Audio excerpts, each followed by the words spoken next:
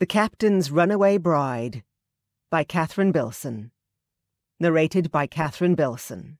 Chapter 1. Ava Brunswick clutched her cloak tighter around herself and hurried down the street as fast as she dared. Not quite a run, but certainly a brisker walk than most respectable young ladies would dare. Most respectable young ladies wouldn't be caught on the street alone as dark was falling anyway, and they certainly wouldn't be hailing a hackney and asking the driver to take them to the docks, which was what Ava did next. The driver looked her up and down and shook his head. "You don't want to be going there, miss. Bristol docks ain't no place for a lady, especially not after dark." She held out an open palm, coins glittering on it, more than the driver would earn in a night for sure. He shrugged and offered a hand to help her up. She left several of the coins in it. He inspected them and tucked them away inside his coat before taking up his horse's reins. Tall masts towered above the ships moored along the river, black spikes against the rapidly darkening sky as they drew closer. Ava chewed on her lip, staring and wondering how she would determine which ship was soonest to sail. The driver pulled the hackney in to the side of the street and turned to look at her. "Here, miss." She hesitated. "You paid me enough for a night's work already. I'm going home to the missus after this. Give me horse a night off. But if there's aught I can do to help you first." He trailed off, still watching her. "I want a ship sailing to the Americas," Ava said quickly, before she could change her mind. "Tonight, if possible. The first ship to sail anywhere, if there isn't one to America." "Give me a few minutes," the driver said. "I'll ask about some." He swung down, patted his horse's neck, and was gone in a moment, swallowed up in the darkness. It was getting very cold now. Ava tucked her feet up under her on the seat and huddled in her cloak, shivering. Soon her teeth began to chatter, and she thought she should just get out of the hackney. She could see light in a building a little further ahead, hear loud voices and clinking bottles. It was a tavern for sure. Someone there would be able to tell her which ship would be next to set sail, and it didn't really matter if it wasn't bound for America. Ireland would do, or France. Anywhere but here. About to climb down, Ava caught her breath as a man came out of the dark suddenly and up to the hackney. It was the driver. He nodded at her and climbed up. "Found you a ship," he said succinctly. "She's due to sail on the midnight tide. They're loading the final supplies now." He clicked to his horse, and the beast picked up its hooves and clopped quietly along. "For New York?" Ava asked hopefully. "Don't rightly know, miss, but they did say the Americas. There she be." The driver pointed with his whip. "The Stella Marie." It was a bigger ship than she'd expected, longer and taller than the warehouse it stood behind, men running about all over the place, carrying crates and barrels up the gangplank.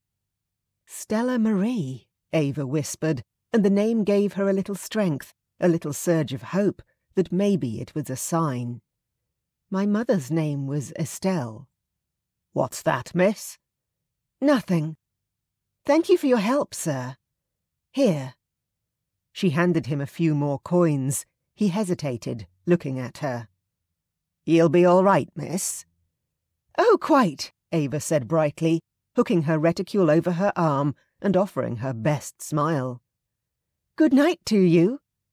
Hopping down from the hackney, she walked quickly to the bottom of the closest gangplank, one which, she noted gratefully, was quite broad. A walkway almost a pace wide, with narrow cross braces nailed across it for reinforcement. Nobody was using it at just that moment, so she started up, her shoulders squared. "Halt!" A sailor stepped up to the other end of the plank, staring at her. "Who be you, miss?" "A passenger, I hope." Ava offered her best smile again. "Who do I see about buying passage?" "The dockmaster, miss. But 'tis too late. We're sailing shortly and his office is closed. You'll have to take passage on another ship." Ava summoned up every bit of her most imperious manner and said, "Absolutely not. Take me to the captain. I'll deal with him directly." The sailor hesitated, staring at her. "Don't." "I'll take it from here, Briggs," a deep voice said, and a tall figure loomed behind the sailor. "Are you the captain?" she asked, and he nodded, surveying her. "I am. And you are—" "One of your passengers, I hope. You're sailing for New York?" "Baltimore." "That'll do." Frowning, Captain Edmund Hale folded his arms, wondering why a young lady dressed in society's highest fashions was in such a desperate hurry to leave England's shores. "I'll have your name before we talk further." She hesitated, but finally said, "Miss Brunswick." "And why are you in such a hurry to leave Bristol, Miss Brunswick?" "I have to get to America. Please, I can pay." She shivered, pulling her cloak tighter around her and looking around, and he felt an unwilling twinge of pity. She was a little thing, the top of her head not even reaching his shoulder, and it was a cold night. There wouldn't be many more ships sailing for Baltimore this year. It would be late November by the time they made port, and the North Atlantic would be dangerous with floating ice. "Come to my cabin," he said abruptly. "It's warmer there, and you can explain." Miss Brunswick seemed to hesitate, but he didn't give her much option, turning and walking away. After a few moments, he heard her feet pattering on the wooden deck behind him. Slippers on her feet, he thought, not even boots, more suitable for a dance floor than Bristol's filthy docks or the tar-smeared oak of a ship's decks. "I don't know your name," she said, as he opened the cabin door and gestured for her to precede him inside. She looked about with apparent interest, and he guessed she'd never been aboard ship before. "Edmund Hale," he said. "And is yours really Brunswick?" "Yes, Ava Brunswick." She blinked at him, and in the soft light cast by the glass-shielded lamp on the table, he saw that her eyes were very blue, wide, and fringed with thick, long lashes. Her face was softly rounded, almost cherubic, but he didn't think she was quite as young as she appeared. "Please, take a seat." He gestured to the chairs bolted to the floor beside the similarly fixed table. She balked. "Is this necessary? I told you, I can pay. What's your going rate for a passenger cabin?" £20, but I don't have one available. I'd have to turn my first mate out of his, which will displace every officer down to the boatswain, who'll have to sling a hammock in with the cook, and he won't be best pleased about it.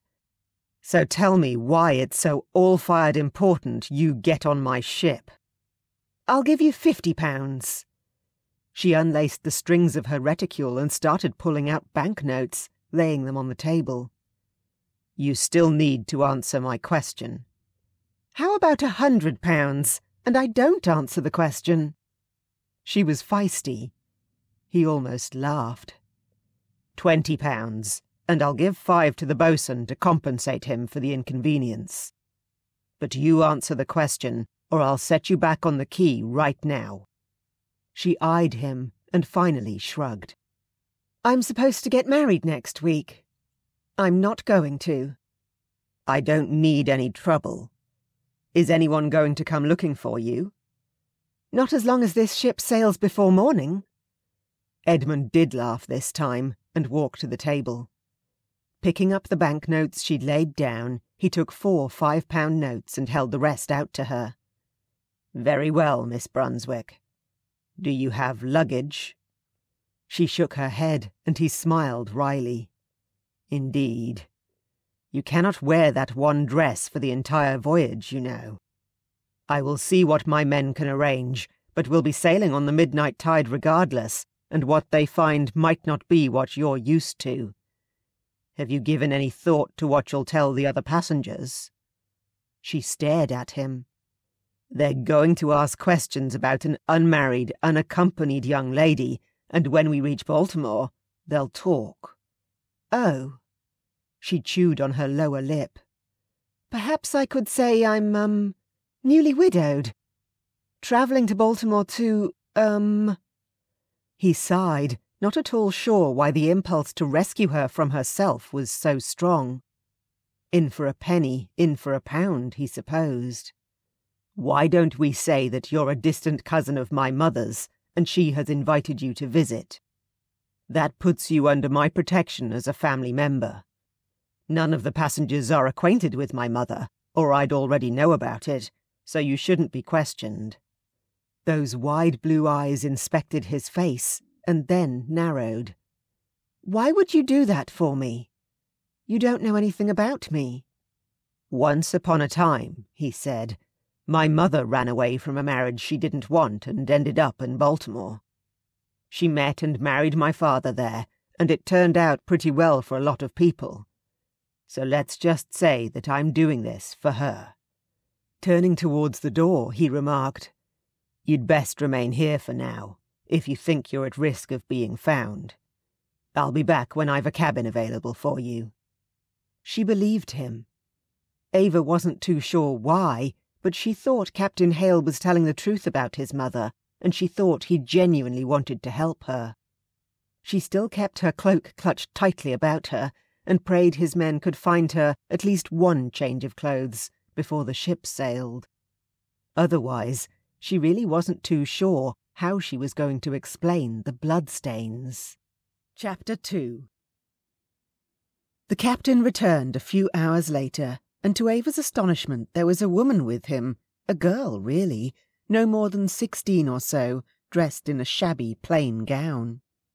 "This is Jane Collins," Hale said, gesturing to the girl. "Her brother's one of my sailors. She wants to make her home in America with him, but they hadn't saved enough yet to purchase her passage. I said if she was willing to act as your maid and companion for the journey, she could travel, and you'd give her some money to help her get settled when we arrive." "Of course." Astonished, Ava scrambled up. "I'm very pleased to meet you, Jane." Having a maid companion with her would lend her story of travelling to visit a distant cousin much more credibility, she realised immediately, and shot the captain a grateful look. "Honoured, Mrs. Brunswick," Jane said with a curtsy. "Thank you for the opportunity." "Your cabin is ready," Hale said, and gestured. "This way, please." She followed, still stunned that he had somehow managed to procure a maid for her. More miracles awaited when he swung open the door to the small cabin which was to be hers for the voyage. There were 2 bulging sacks on the tiny bed. She looked a question at him. "Your new belongings," he said, with a wry twist of his lips. "Some things might need altering, but Jane tells me she's clever with a needle and thread." Ava could only think that he must have spent quite some portion of her £20 to bring this all about so rapidly. "You must tell me what I owe you, Captain," she said, "for it is obvious I am significantly in your debt." He surveyed her silently for a moment and finally said, "You and I should talk more, I think. Tomorrow, perhaps. I will try to make time. For now, we're preparing to sail and I've much to do." Indeed, she could hear boots thumping on the deck as men moved about. She guessed casting off ropes and raising sails, and all the other things which must be done on a ship preparing to set sail, of which she had no real knowledge. "Thank you," she said, "for all your efforts. I know you must be very busy."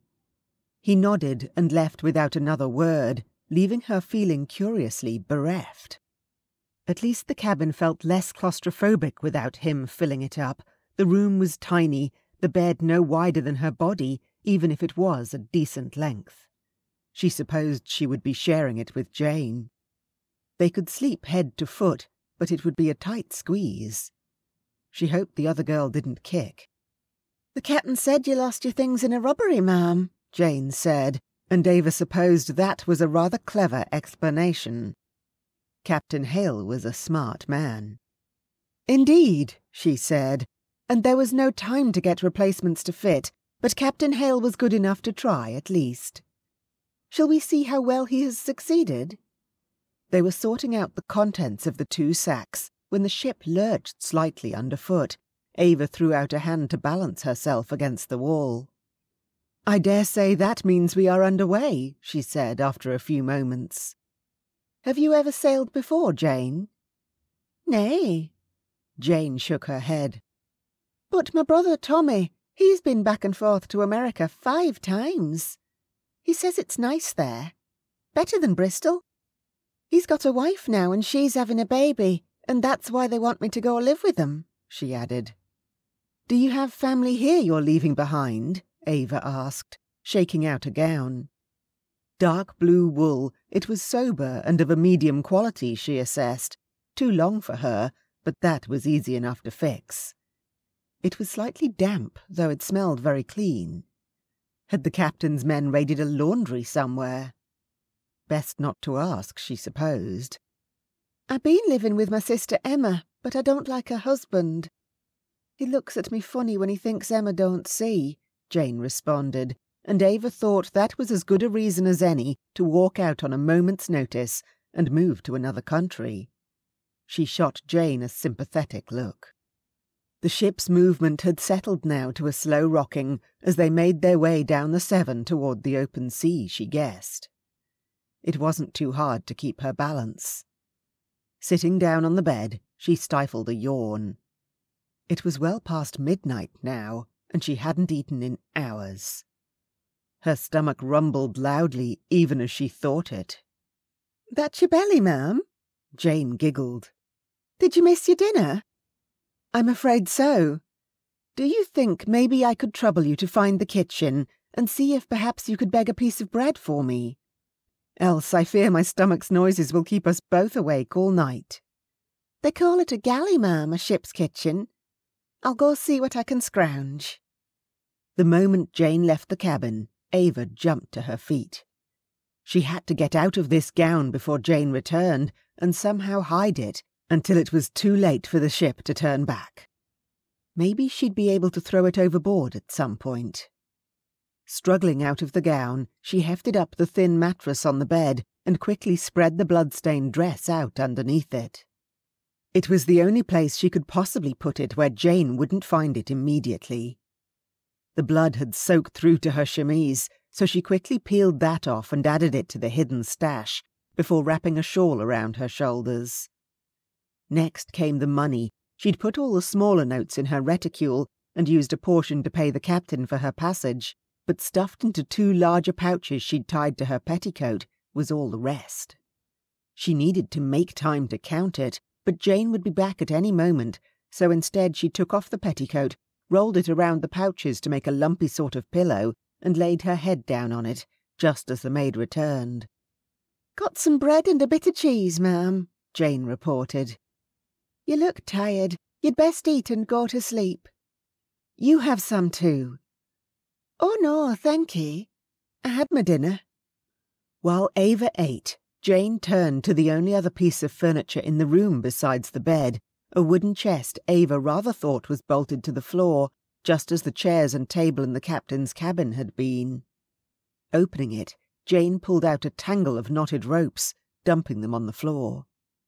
"Is that some sort of fishing net?" Ava asked, after swallowing her mouthful of bread. "Lord love you, no, ma'am. It's a hammock," Jane laughed. "The captain said there'd be one here for me to sleep in. And look, here's hooks to hang it." When hung up, the door couldn't be opened, Ava saw, as Jane fixed the ends to 2 hooks on the walls. "And you know how to sleep in one of those?" she asked, a little doubtfully. "Yes, Tommy brought one home a couple of years ago. I like it. Made it my bed at home." Jane hesitated, then shrugged.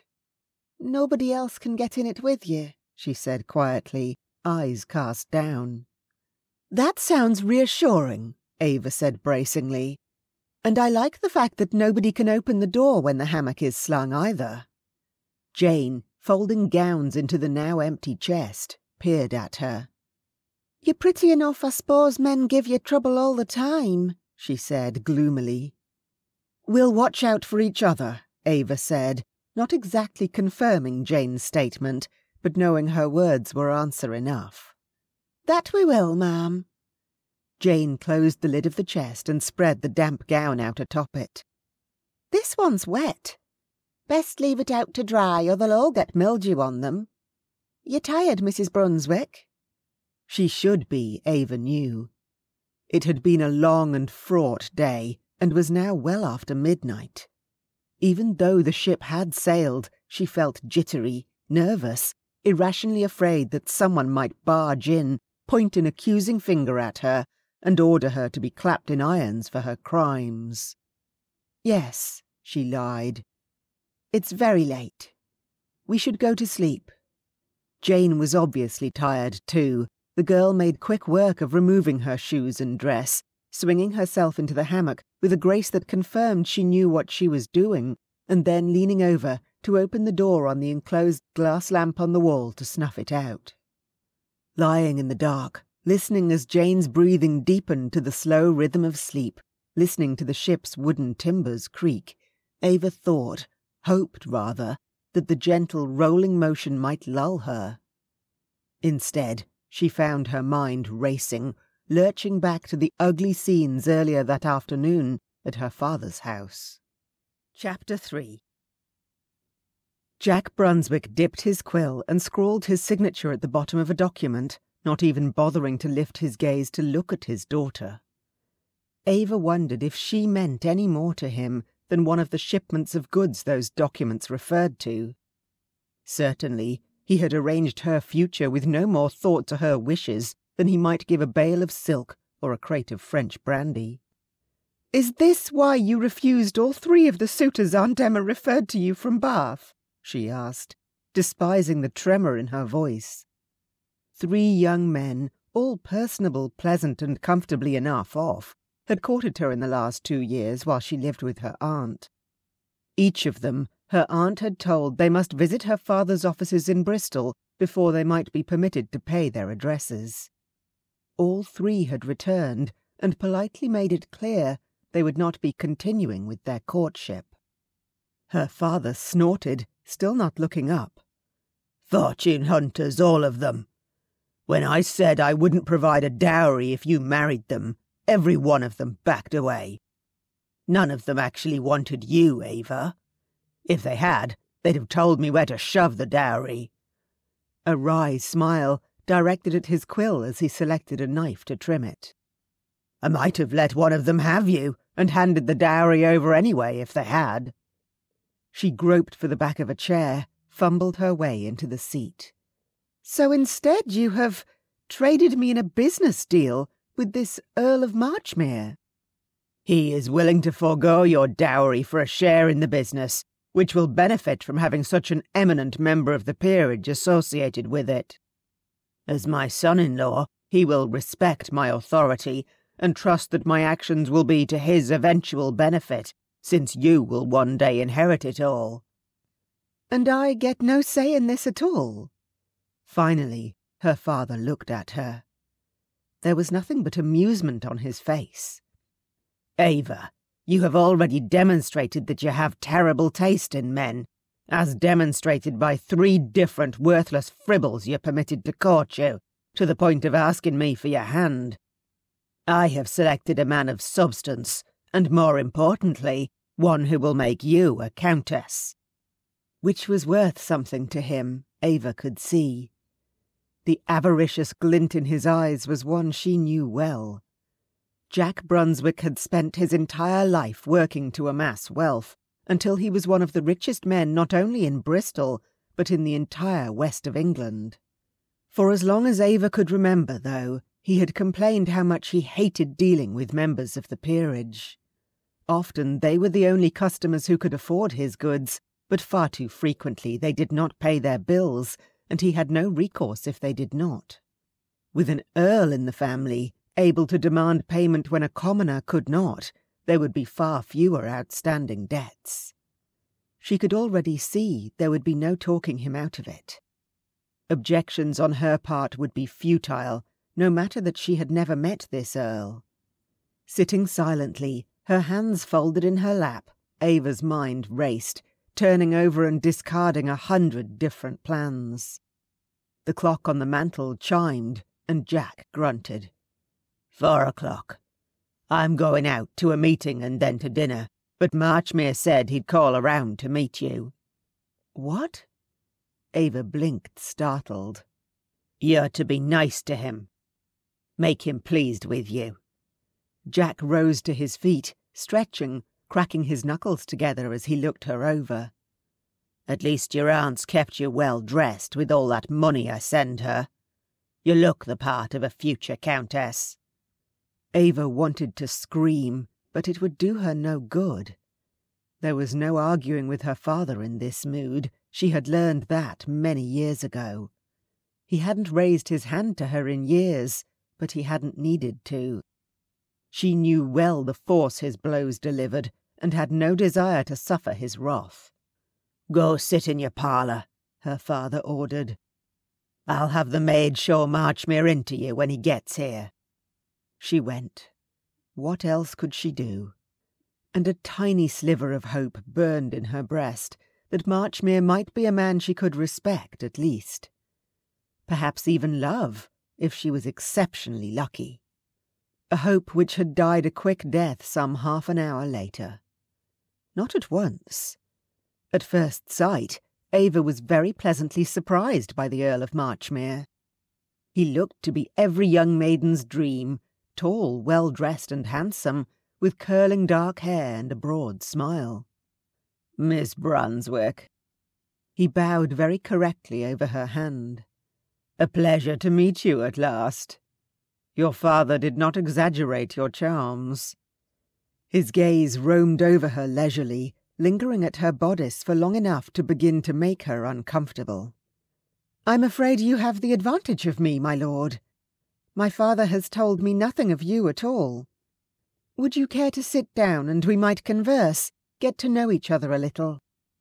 Dark brows raised. Why? He asked bluntly. I beg your pardon. This is a business arrangement between your father and myself. Following our marriage, you will live at Marchmere with my mother, and I'll be here or in London. I'll visit you occasionally, get an heir and a spare on you. You're not hard to look at, which is a relief, but we'll be living separate lives. Ava's jaw dropped. She was so shocked she couldn't think of a single thing to say. Marchmere went on. You'll have the title of Countess, but I can't possibly be seen with you in London. Bad enough I have to marry into trade. I won't have the stench of it all over me there. And my father has agreed to this? Ava asked faintly at last. So long as I get an heir on you, and therefore his grandson gets to inherit both the earldom and his merchant empire, he could not care less what I do with you. Marchmere shrugged insouciantly. I wouldn't go crying to him about it if I were you. He didn't even bother to let you meet me before signing the betrothal agreements.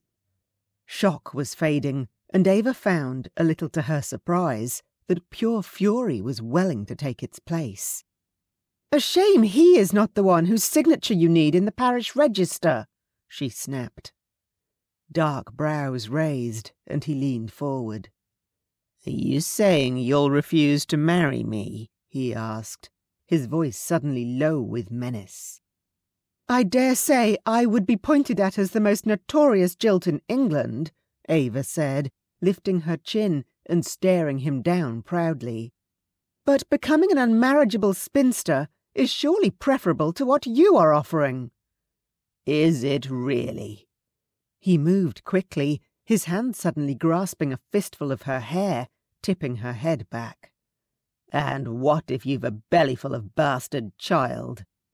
His free hand pawed at her skirts, pulling them up towards her knees. Will you be so pleased to be unwed then? For a moment, Ava could not comprehend what he was saying, what he was doing.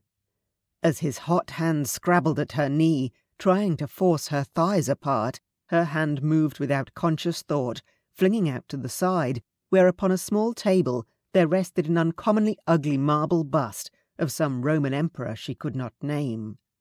Her fingers curled around it, and she swung with all her might.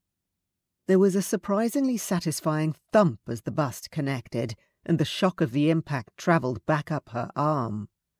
Marchmere's hands fell away, and he slid to the floor in a boneless heap. A boneless, blood-spattered heap, Ava saw, as she stared down at him, panting with shock. The bust had struck him on the side of the head, and blood welled thickly, running down to pool on the floor about his still form. "Let that be a lesson to you," Ava said sharply, her hands shaking as she set the bust back down on the table. "I will not be pawed." Marchmere did not move. He did not move at all. Several tense minutes passed, and a sick feeling began to come over Ava. Her hands had steadied, but they began to shake again as she realized what she had done. She had killed a man. She had killed a peer. Nobody would care that she was defending herself. Even all her father's money could not buy her out of this pickle. And the longer she sat here with the body, the more likely it was that someone would come in and discover her. Scrambling to her feet, she looked about frantically. Marchmere's body would not be instantly visible to anyone entering the room, as he had fallen on the floor behind the couch. If she could convince the maid that he had left by the French doors at the side of the room, it was possible he might not be discovered for some hours yet. Even until the morning, if she was very lucky. Which meant she had a few hours to get out of the house, out of Bristol, out of England. There was blood on her hand, she saw as she looked down. On the bodice and skirt of her gown, too, where it had splattered. She would need to cover it up if she was to fool the maid. Glancing about the room, she spied a lace tablecloth on a large round table near the window. She had eaten a solitary dinner there many a time, when she still lived in her father's house. Ava took a deep breath, and then, carefully and methodically, she wiped the blood off her hand onto a cushion, as best she could. Collecting the tablecloth, she arranged it around her shoulders and gathered it in front of her. It made a fair shawl, she thought. Believable at a glance, anyway, and hopefully in the darkened hallway it would pass. One chance, she thought. I've got one chance, one way to get out of this alive. Squaring her shoulders, she opened the door and stepped out into the hall. The maid, waiting on a chair by the front door, popped to her feet, eyes wide. "Was there something you needed, Miss Brunswick? You should have rung. Tea for you and his lordship?" "No, no." Ava forced a smile. "His lordship already left. Went straight out the French doors." "But he's left his hat behind." The maid looked at where the tall hat rested on the hall table. Ava cursed silently, thought fast. "I'm afraid we had a little tiff and he stormed out. I'm sure he'll be by to collect it later. Or tomorrow. Perhaps he'll send a servant for it." The maid gave her a sympathetic look. "Gentlemen do have their turns, miss." "Indeed. So you see, there's no need for you to wait by the door. Off to your duties now. I'm just going to visit the retiring room, and then I'll go upstairs." "Very good, miss." The maid curtsied and slipped away through the servants' door under the stairs. Ava waited only for the door to click shut behind her before crossing the hall and entering her father's study. She had not a moment to lose. She certainly wasn't going to risk going upstairs and packing a bag. There was only one thing she needed from this house, and it was to be found in her father's strong-box, kept in a hidden alcove behind a sliding section of oak panelling. She just hoped he hadn't changed the hiding place where he kept the key.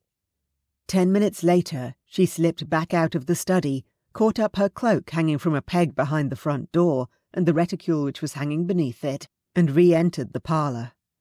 She kept her gaze studiously averted from the still form lying behind the couch as she unlatched one of the French doors and hurried out into the rapidly darkening afternoon, hailing the first hackney that passed her on the street. Chapter 4. "Mrs. Brunswick? Mrs. Brunswick, ma'am." Ava blinked open gritty eyes to see Jane's anxious expression as the maid leaned over her.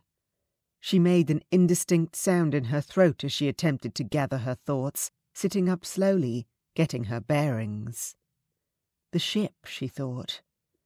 She was aboard the Stella Marie, bound for Baltimore, and in the lumpy pillow beneath her head was the money she must use to forge a new life far from England's shores, lest she be hanged as a murderess. "You've slept dreadful late, ma'am." Jane sat back on her heels. "I was worried you was sick." "No, I'm not sure when I fell asleep, but it was very late. The unfamiliar movement of the ship kept me awake," Ava lied. "It does feel funny, doesn't it? We're in the Irish Sea now. Tommy says this ain't hardly nothing, though. Says when we get some real wind out on the Atlantic Ocean, there'll be big waves." Jane looked half excited, half afraid at the thought. "Well, let us go and explore while we can still keep our feet, Ava forced a smile. "Pass me that blue gown if it's dry." "Nice and dry, ma'am. Do you want to use the chamber pot? Then I can go and find where to empty it while you dress, if you like." That would give Ava time to secure her hidden money stash about her person, and perhaps figure out a way to dispose of her blood-stained gown, so she agreed with alacrity. By the time Jane returned, Ava was dressed in the sensible blue gown buttoned up to her neck. With no porthole in the cabin, she had to leave the incriminating gown beneath the mattress for now, but resolved to find some way to get rid of it as soon as she could. Following Jane from the cabin, Ava found it hard to walk at first as the ship rocked, and kept putting her hands out to steady herself against the narrow wooden walls of the companionway.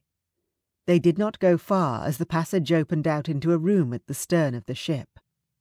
A long table was surrounded by a dozen chairs, and almost that many interested faces looked up to examine Jane and Ava as they entered.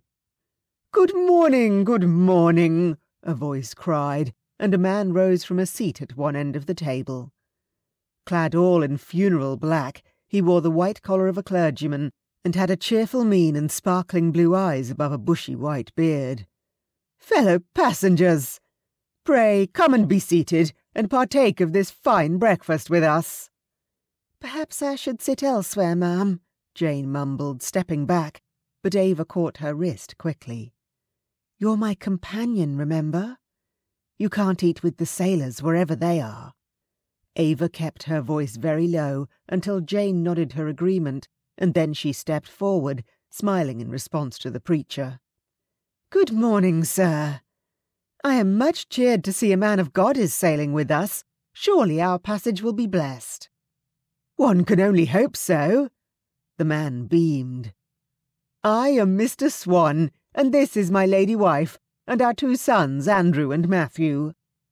The boys were young, maybe 9 and 12, Ava estimated, and barely looked up from stuffing bread into their mouths. Mrs. Swan was some years younger than her husband, a plump woman who looked as bitter as he was cheerful. "I am Mrs. Brunswick," she said, "and this is my travelling companion, Miss Collins." "Honoured to meet you both."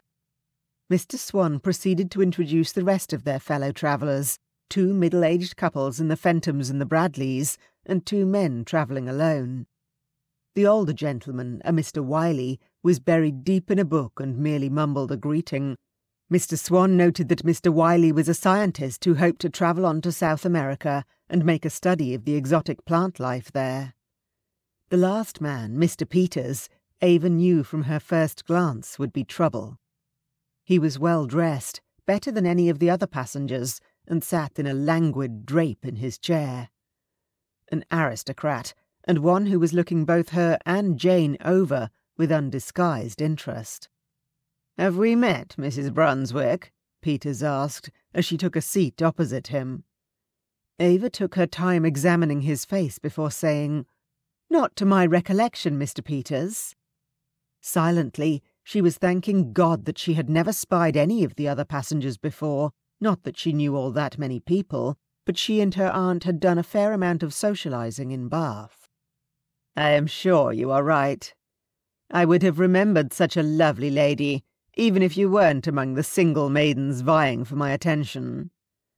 Beside her, Jane smothered a laugh as she passed Ava a dish of hard-boiled eggs. Ava knew how to play this game, however. "Vying for your attention, Mr. Peters? Are you so pursued you must flee England's shores, then?" she said sweetly, cracking the shell of an egg and peeling it deftly. He huffed and then peered at her sharply. He did not attempt to pursue a conversation, though, which had been Ava's aim. Socializing with her fellow passengers could not lead anywhere, as she fully intended to depart Baltimore as soon as possible after her arrival. She wasn't yet precisely sure where she planned to go, only that it should be as far as possible from anyone who might know her. She should have given a false name to the captain, she realized that now, but it would be easy enough to start going by a new name once she left Baltimore. As she ate her breakfast in silence, she mused over what name she would choose. Ava was common enough, but perhaps she should change that too. Eve, she thought. An apt name for a new beginning, and close enough to her own she should be able to get used to it quickly. Swap Brunswick for the much more common Brown, and she would become Eve Brown, a name as unmemorable as she herself hoped to become. After making a good breakfast of hard-boiled eggs, cooked sausages and bread and butter, Ava wondered aloud if it would be possible to go up on deck. "Captain Hale says that we may, so long as we stay out of the way of his men," Mr. Swan said importantly, "but only for so long as it takes to get a little fresh air. I am persuaded that a quarter hour or so, twice a day, will be sufficient to maintain our good health." Ava thought it sounded like very little time indeed to get out of her tiny cabin, or out of this room, which appeared to be the only other option for a place to spend time. At least there was light in here, several broad windows across the ship's stern letting in light. She would even be able to read, if she had a book. The next 6 weeks were going to pass exceedingly slowly, she thought as she rose to her feet. The ship's roll was becoming more noticeable, and she put her hand on the wall to steady herself as she followed Jane back along the passage and up a narrow flight of stairs. Stepping outside, she blinked against the brightness of the sky. Even covered by a thin layer of cloud, it was so much brighter than the dimness below decks. "There's a rail here, ma'am," Jane called over her shoulder, and Ava reached for it gladly, suddenly nervous of all the empty deck space as the ship rolled even more steeply. Grey-green waves churned as far as the eye could see. She looked about, wondering where they were. There was land to their left, though a few miles distant. That must be the northern coast of Cornwall, she thought. Once they lost sight of that, they would not see land again until they reached the Americas, and something tight began slowly to unfurl in her chest. She'd done it. She'd really done it. She'd escaped from everything. A marriage she did not want and her father's tyranny, the ghastly prospect of being tried, convicted and probably hanged for defending herself against Marchmere's unwanted advances. None of it need trouble her any longer. With the money secreted about her person, she could buy herself a comfortable life somewhere far, far away from anyone telling her what to do. "You can't stand there, ma'am," a crisp voice said, instantly bursting her bubble of newfound independence, and she turned about. "Oh, good morning, Mrs. Brunswick." "Captain Hale," she acknowledged, finding a smile for him. In the morning light, he appeared even taller than she recalled from last night, broad and unsmiling in a dark blue coat. His eyes were as grey as the choppy waves surrounding the ship, his mouth tight, sharp lines bracketing it. "You can't stand there, ma'am," he said again, and to her surprise offered her his arm. "Come with me, if you please."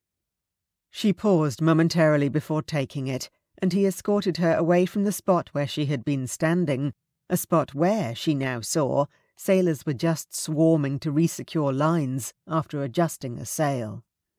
"Are you comfortable in your cabin?" Hale asked. It is only slightly smaller than one of the regular passenger cabins. Is the girl Jane doing what is needed?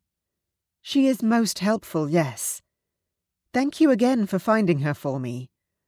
I'm aware I'm doing her something of a favour in funding her passage, but a great many more questions would be asked of me if I were travelling alone. Jane's presence solves several problems before they arise. Talking of those questions. He had led her up a short flight of steps onto a small upper deck at the stern of the ship, where a lone man stood at the ship's wheel. Hale drew her to one side, where they could look over another railing towards the distant Cornish coast, fading into a thick mist at the present time.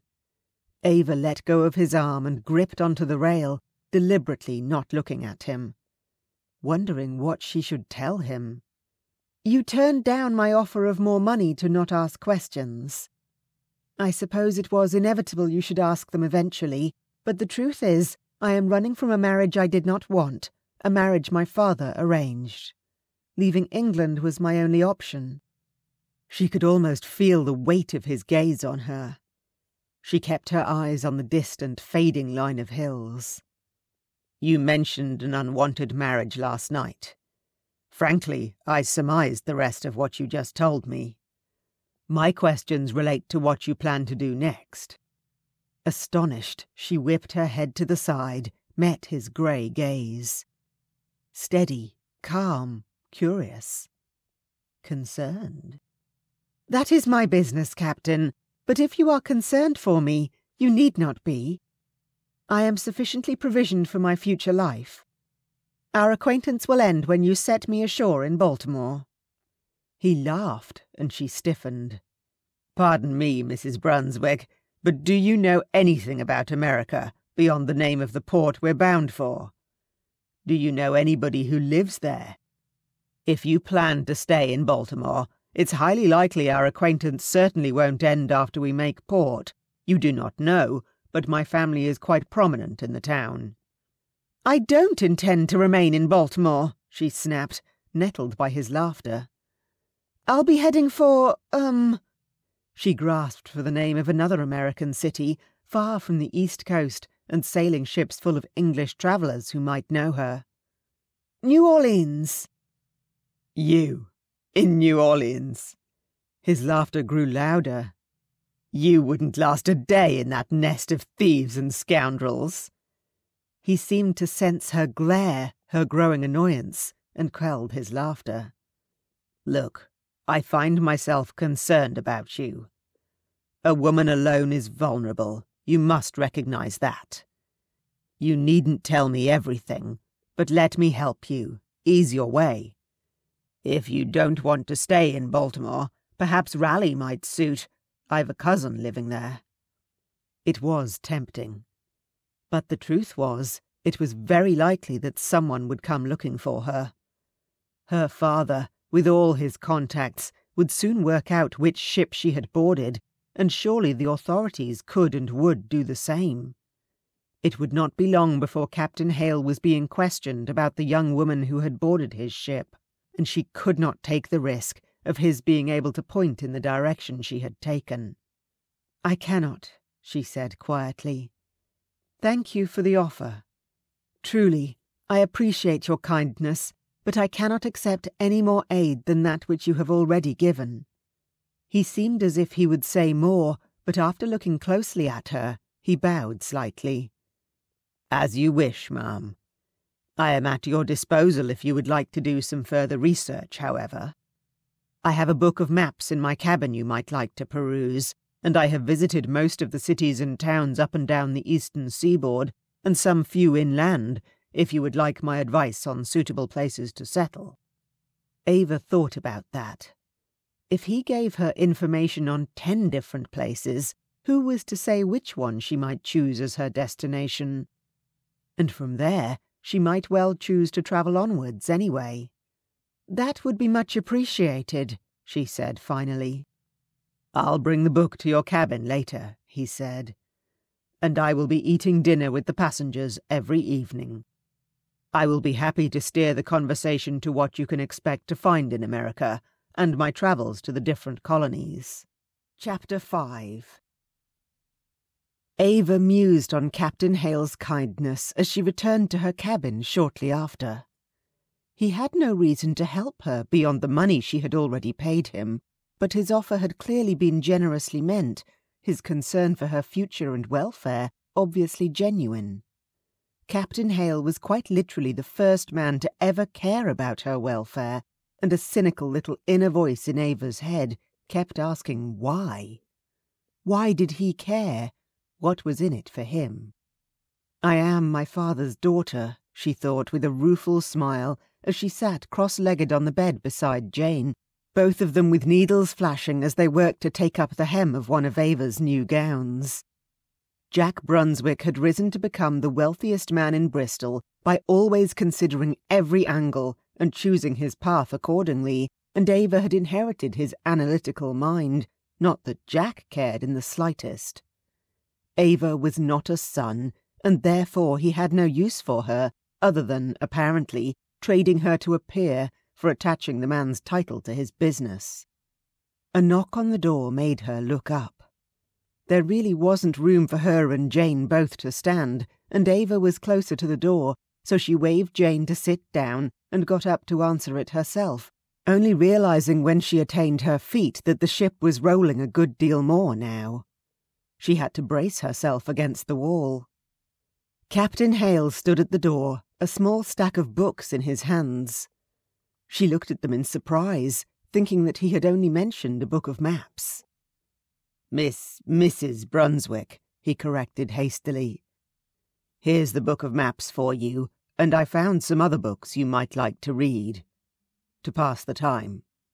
That is very thoughtful of you, sir. She reached to take them and lost her balance as the ship rolled back the other way. He grasped her forearm to steady her. You are not suffering from seasickness? She shook her head. No, but we have not been moving about. Now I am standing, my belly is beginning a rather unnerving jumble about, she admitted. Well, stay seated or laying down if you can. Hands still on her arm, he guided her back to sit on the bed, bent to set the books down beside her. The cook keeps a pot of ginger tea on in the galley at all times when it is safe to have the stoves lit. It is a good remedy. Mint can help too. Putting a hand in his pocket, he withdrew a white handkerchief, unfolding it to reveal a stack of fresh mint leaves still attached to their stems. Chew on a leaf if you feel sickness coming on. It should pass in a few days at most, once you have your sea legs. Sea legs? She smiled, amused by the term.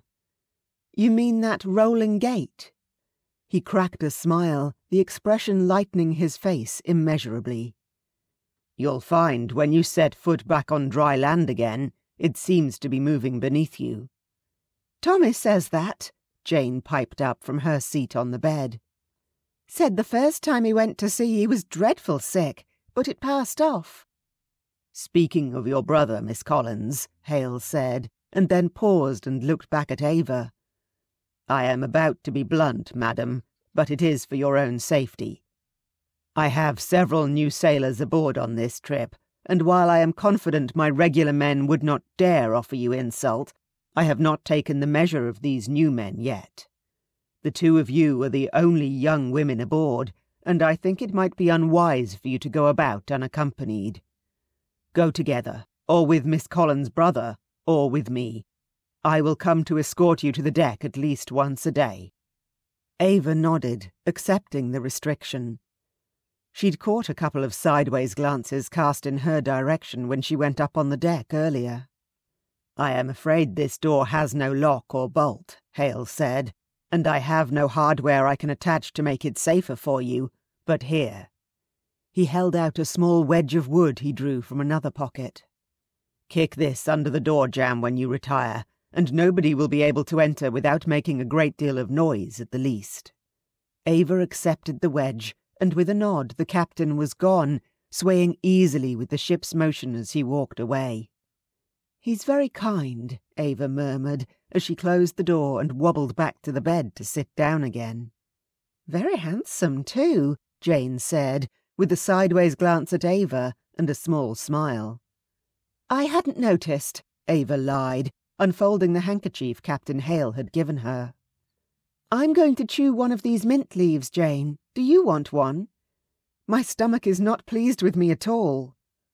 They both began to feel steadily worse as the day wore away, though it was Jane who cracked first, diving for the chamber pot.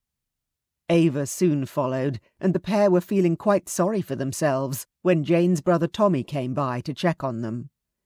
He kindly brought them both some ginger tea and hard biscuits from the galley and took the noxious pot away to swill out. "Stay lying down," he advised, "and try nibbling on them biscuits. It'll pass. If'n it makes you feel any better, all the other passengers have it too. That aristo already demanded the captain turn the ship around and take him back. Can you imagine?" "Aristo?" Ava queried weakly. "Aye, Mr. Peters. Grandson of an earl, he says he is. Made all kinds of threats. Captain just laughed and said on the Stella Marie, only God gets to give him orders." She raised a small smile at that, thinking of the arrogant man she had met at breakfast laid low by the mal de mer. It sounded as though Captain Hale had no more patience with Mr. Peters' affectations than Ava did. Tommy went away again, promising to look in on them later. Jane tried to get up, saying she should put up the hammock and give Ava some room. Ava pulled her back down again. "Jane, I don't mind sharing the bed. Stay where you are." She knew how ill the other girl felt by the fact Jane did not protest, just lying back down and pulling her blanket about her shoulders. Ava was actually beginning to feel a little better, the ginger tea settling her stomach. She lay on her side, feeling the warmth of Jane's legs against her back, and nibbled on one of the hard biscuits until her eyelids drooped heavily and she fell asleep. Both girls were asleep when the door opened quietly to reveal Captain Hale, who shook his head in despair when he realized they hadn't used the door wedge to secure it against intrusion. He extinguished the lamp, closed the door again, and summoned a boy to stand guard, telling him that if anyone attempted to enter the room, the boy was to shout as loud as he could. "Got to keep the ladies safe, Jeb," he said, and the wide-eyed teen nodded earnestly. "You can count on me, Captain." "If you hear any sound from inside, if you think either of them are awake, come and get me," Hale instructed, before leaving Jeb to his post and heading for his cabin. The ship was prepared for the night, his first mate currently at the helm. The second mate would take command for the second night watch, enabling Hale to get a full night's sleep, at least unless a storm blew up, in which case he knew very well he'd be unable to stay in bed while his ship battled the elements. Settling into his bunk a few minutes later, he found his thoughts drifting again to Ava Brunswick, she of the sunshine gold curls and guileless blue eyes. A very pretty young woman, and, he suspected, one who was much smarter than she wanted anyone to think. He believed her about the unwanted betrothal she was fleeing. Her indignation seemed quite genuine, but he also thought there was definitely more to the story she hadn't told him. And where had that money come from? She'd been prepared to pay him a good deal more, and was confident she had plenty to set her up once she arrived in America, so she must be carrying it all on her person. Where did a pretty, fashionable young lady come by what had to be several £100 in cash? Ava Brunswick, if that was her real name, which he was inclined to doubt, was a puzzle, and Edmund Hale liked puzzles. Chapter 6. Over the next few days, Ava's seasickness slowly dissipated, and she found herself becoming accustomed to the role of the ship. Jane's malady lasted longer, and Ava did her best to make the other girl comfortable, despite Jane protesting weakly that she was supposed to be the maid and Ava the mistress. They were 2 weeks into the voyage when Ava finally managed to dispose of the blood-stained gown. She had eventually concluded that she wasn't going to be able to sneak the whole bundle of cloth up onto the deck and throw it overboard without anyone noticing, so one afternoon when Jane was out of the cabin, she pulled it out and hastily cut it into pieces. Some of the pieces without bloodstains she set aside to make them into pockets she could sew inside her other gowns to store her money, but the rest she took up on deck, a couple of pieces at a time over several days, and let them float away into the brisk sea breeze. "What do you have there?" a deep voice inquired as she released the last strip of stained silk, the wind snatching it away, and Ava flinched before she turned to face the captain.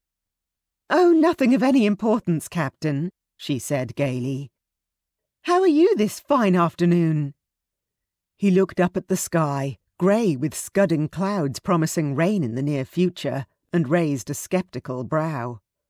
"Well enough, ma'am. And yourself? You have your sea legs now, I think."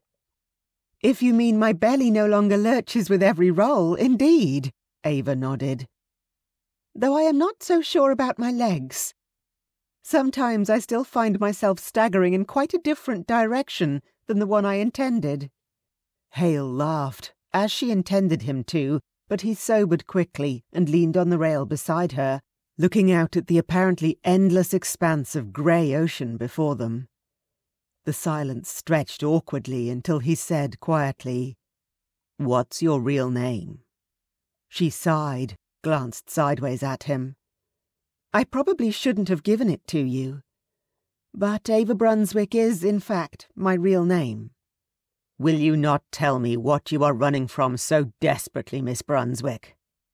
Do not think it has escaped me that you have been listening avidly at dinner to every question I have answered about the Americas for the other passengers. I dare say you have been intently studying the book of maps I provided, too, researching possible destinations, and that you have no intention of telling me where you plan to go." Ava knew her expression was probably revealing far too much, but it seemed she was already an open book to him. She turned her face away, giving the captain her back. "I wish you would let me help you," Captain Hale said gently. "I do not like to think of you alone and friendless in an unfamiliar land." "I cannot accept your help." Tears welled, and she blinked them back fiercely. "You have been kind, and more generous than I deserve, but I must begin a new life. With a new name." Hale paused for a moment, and then he said, "What if you already had a new name and a new life when you stepped ashore in Baltimore?" She did not understand him. Turning with furrowed brow, she looked up at him curiously. "What do you mean?" "Somebody might come looking for Ava Brunswick. But would anyone be looking for Mrs. Ava Hale?" He could not have said anything more astonishing. Ava stared in complete shock, her mouth dropping open.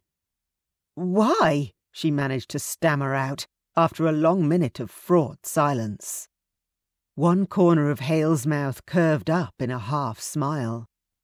"Well, I have been considering my future of late. My mother has been pressing me to take a wife, has paraded every young woman in Baltimore in front of me on recent trips home, but none of them have as yet caught my interest." "You don't even know me," Ava pointed out. "You are intelligent, resourceful, courageous, and obviously well-educated." He ticked the points off on his fingers as he enumerated them. "You treat those who are not your social equals with kindness and respect. These qualities are the ones I would wish for in a wife, far more than the ability to play the piano or do pretty needlepoint. I own 8 ships, including the Stella Marie, and I meet with a great many businessmen. A wife who could hold her own in conversation with them would be a great asset to me." She looked away again, her fingers tightening on the rail as she gripped it, thinking hard. He did not speak of love, but then, had she ever truly expected it? Marriage to a man she could respect was more than she had any right to hope for. She tried to think through the ramifications, what might happen if or when somebody came looking for her. "There are quite a lot of people on this ship who know me as Ava Brunswick," she said after a few moments. "None of whom plan to remain in Baltimore, none of the passengers, that is. I assure you, None of my crewmen will dare whisper a word about my wife, he said, with a simple arrogance she found distinctly reassuring. None of the passengers, she checked. Not past Christmas. Mr. Peters will be visiting family until then, before travelling on to New York and thence back to England next spring. I wouldn't be able to return to England, ever, Ava admitted. I actually have no plans to return myself. I only captained the Stella Marie on this voyage because her regular captain fell ill shortly before departure. I've done my share of sailing the seven seas. I prefer to stay closer to home these days. There was another long moment of silence while she thought, before he said gently, "Won't you tell me the truth, Ava? My offer stands, no matter what you may tell me, but I would not have you enter into a marriage with the fear a secret might be uncovered." "Not here," she said finally. "I would not have anyone overhear what I must say." Captain Hale offered his arm wordlessly, and she sighed and took it. It was inevitable, she supposed, that it must all come out. Surely he would change his mind once he heard the truth. No man wanted a murderess for a wife. In his cabin once again, she took a seat at the table and folded her hands in front of her, trying not to let the welling panic overwhelm her as she tried to find the words to tell Hale what she had done. A little to her surprise, he set 2 glasses on the table and poured some amber-coloured liquid into them. "I feel like this situation might call for rum." "I have never tasted hard liquor," she admitted, but picked up the glass when he reached for it. "Today might be a good day to try it." Hale laughed, easing into the other chair. "Slow, or you might find it makes you cough." She sipped cautiously, mindful of his warning. The rum burned her mouth, made her throat feel hot and raw, and then her whole body began to feel deliciously warm. Setting the glass down on the table again, she licked her lips. "My father's rich." "I had surmised as much," Hale said gently when she paused. "Aristocracy?" "No. Well, sort of. He was the bye-blow of a lord. Does that matter?" "Not in the slightest. We Americans are much more egalitarian about these things, you'll find." Hale took a sip of his own rum and smiled at her over the rim of the glass. "His father bought him an education, in the law. He helped some important people who backed him in his first venture." "Wait. Brunswick. Jack Brunswick." Hale put his glass down and stared at her. Ava froze in sudden panic, at least until Hale shook his head. "We've never met, but I know of him by reputation. He's something of a ruthless operator." He looked at her appraisingly. "I hadn't heard he had any family." "My mother passed years ago. I've been away at school, mostly, and then residing with my aunt in Bath since I came out. My father seemed to have no interest in me whatsoever, apart from declining in absolute terms any suitors my aunt suggested as potential husbands for me." Picking up the glass, Ava took another sip of rum, steeling herself.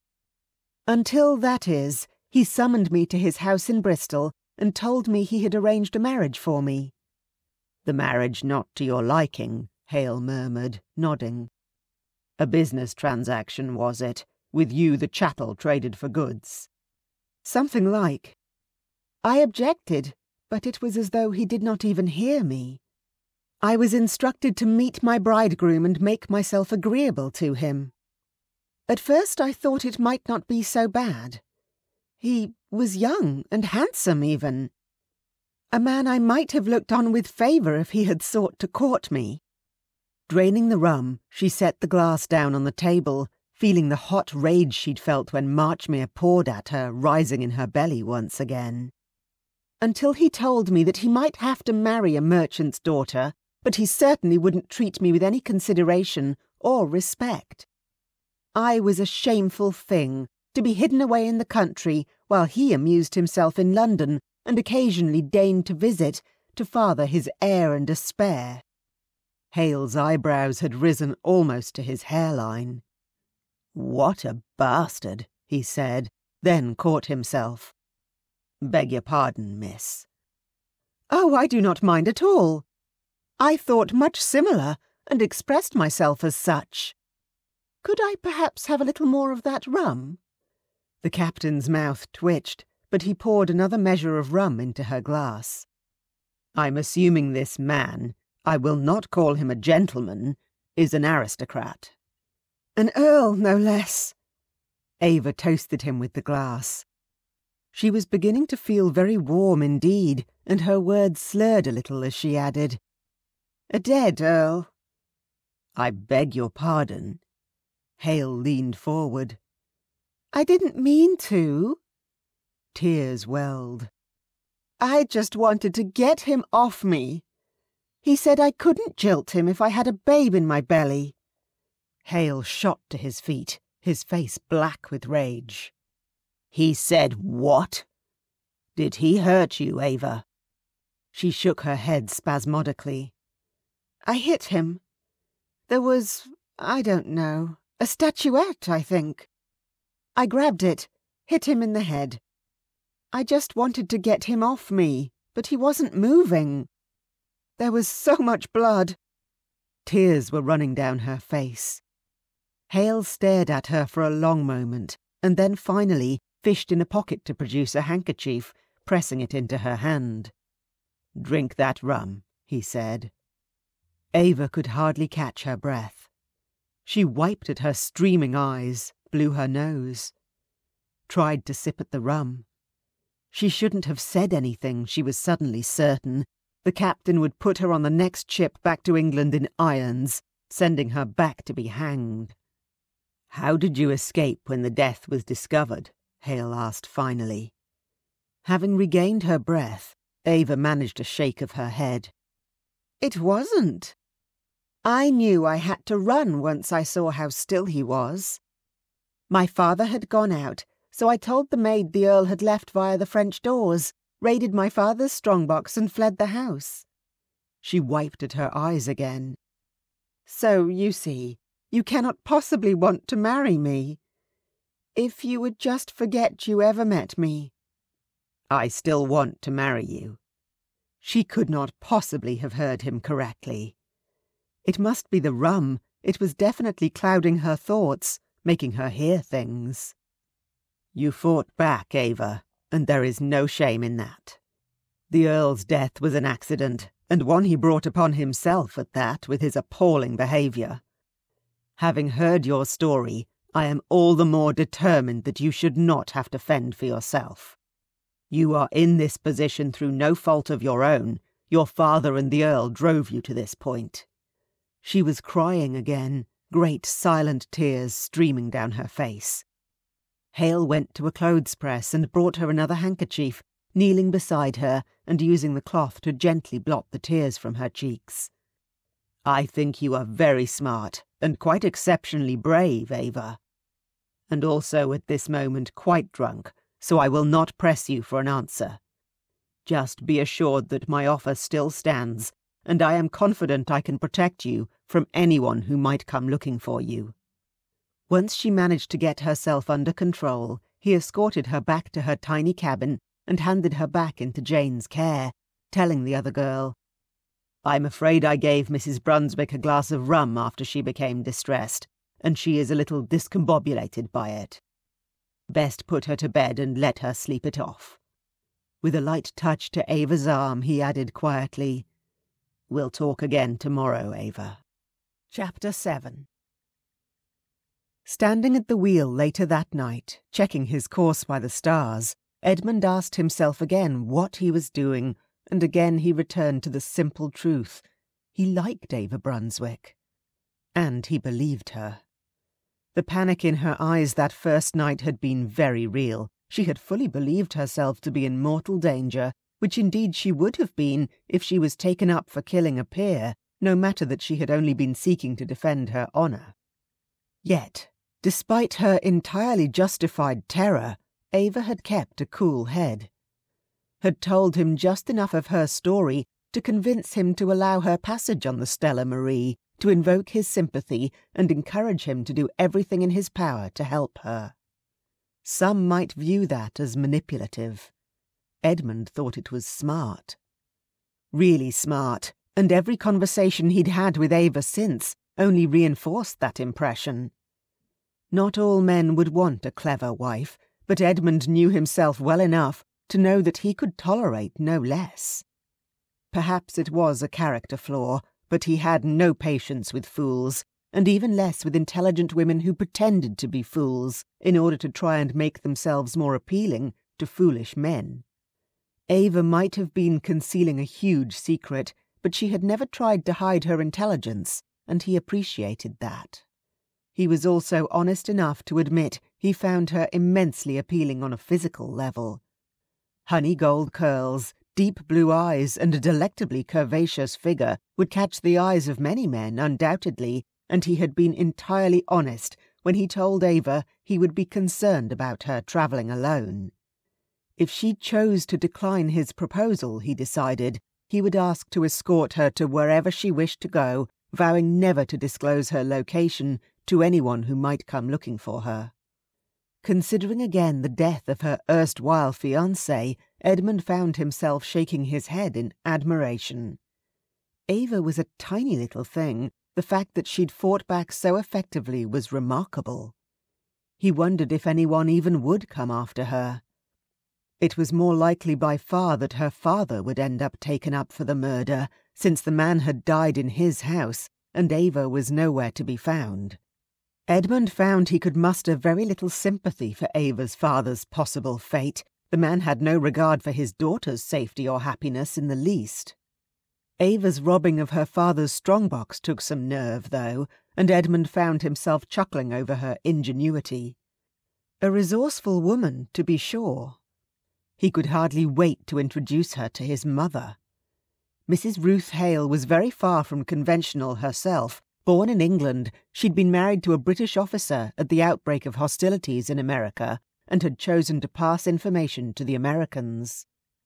Considered a traitor by the British, she'd married an American after her first husband was killed in battle and created a place for herself as one of the most respected and influential women in Baltimore. Ruth Hale would absolutely adore Ava, and there would be no question of the British authorities ever getting their hands on her. Edmund smiled to himself and shifted the wheel a couple of points to starboard as the wind freshened. The more he thought on it, the more he hoped Ava would accept his impulsive proposal. He thought they would do very well together. She sought him out early the next morning, when the sun had barely risen and the sails were snapping in the chill morning breeze. Huddled in her thick cloak, the one thing of her own she had retained, she climbed up to stand beside him at the wheel. "Good morning, ma'am," he greeted her politely, raising his voice to be heard over the wind. "Did you sleep well?" "My drunken stupor was surprisingly restful, yes," she called in response. His lips twitched. "You were not so drunken, I think." There was a smile on her lips, too. "Well, suffice it to say that I have no head at all for rum, and no desire to develop one." "Probably best for your health, in truth." He debated how direct to be, finally shrugged. Plain speaking had always served him best. "Do you perchance recall our conversation, or did the rum impair your memory?" Her blush was quite charming, he discovered, but she still met his eyes. "I believe I recall the important points." "And?" Edmund didn't want to press too hard, but the sooner they were married, the better. With any luck, by the time they sailed into Baltimore, not a soul aboard would even remember that she had boarded as Ava Brunswick. She would be Mrs. Ava Hale, wife of a respected sea captain and businessman, and the English authorities would have no jurisdiction to arrest her even if they did come looking. Tempted to explain it to her again, he kept his mouth closed. Ava was more than intelligent enough to have worked it all out for herself. She looked away from him, blonde curls whipping around her flushed cheeks. For long minutes she said nothing, just stood with her hand on the rail, looking out over the busyness of the deck below, men scrubbing the deck and adjusting the lines. The boy Jeb giving the chickens in the coop their grain and collecting the eggs to take to the galley. "Did you speak to the Reverend Swan to see if he would be willing to marry us?" Ava asked finally. "I did not. I thought it best to wait until you had made your decision, rather than potentially set off some unnecessary gossip if you decided you didn't wish to accept me." She took a step closer to him at that, her face softening. "Thank you. Your consideration is appreciated. Unexpected, in truth. Nobody has ever shown me such concern as you, a total stranger, has done. I admit I haven't truly known how to deal with it, whether to accept it as genuine. At least until you made your offer last night, because I can see no benefit to you in marrying me. The advantages are all mine." Edmund laughed in disbelief. "You jest, surely. Any man would consider himself fortunate to marry you." "Even considering what I've done?" She looked doubtful. "Trust me when I say that I believe a woman who will defend her honour as vigorously as you did is exactly the kind of wife I have always dreamed of." He grinned. "Wait until you meet my mother, Ava. You'll understand. She's going to absolutely adore you." She hesitated a few moments longer, studying his face, before finally reaching out a small hand and resting it on one of his, where he grasped a spoke of the wheel. "If Mr. Swan will consent to perform the ceremony, then yes. I accept your offer." "I promise you won't regret it," he said, and waved his first mate over to take the wheel. "Come, we shall go together and find the Reverend. I suspect he will be more susceptible to persuasion from you anyway, but best to present a united front." He offered his arm, and Ava accepted it, her small hand curling into the crook of his elbow. She swayed against him as the ship rolled, and he steadied her, surprised at her slight weight. Her indomitable spirit made her seem bigger than she actually was, he thought.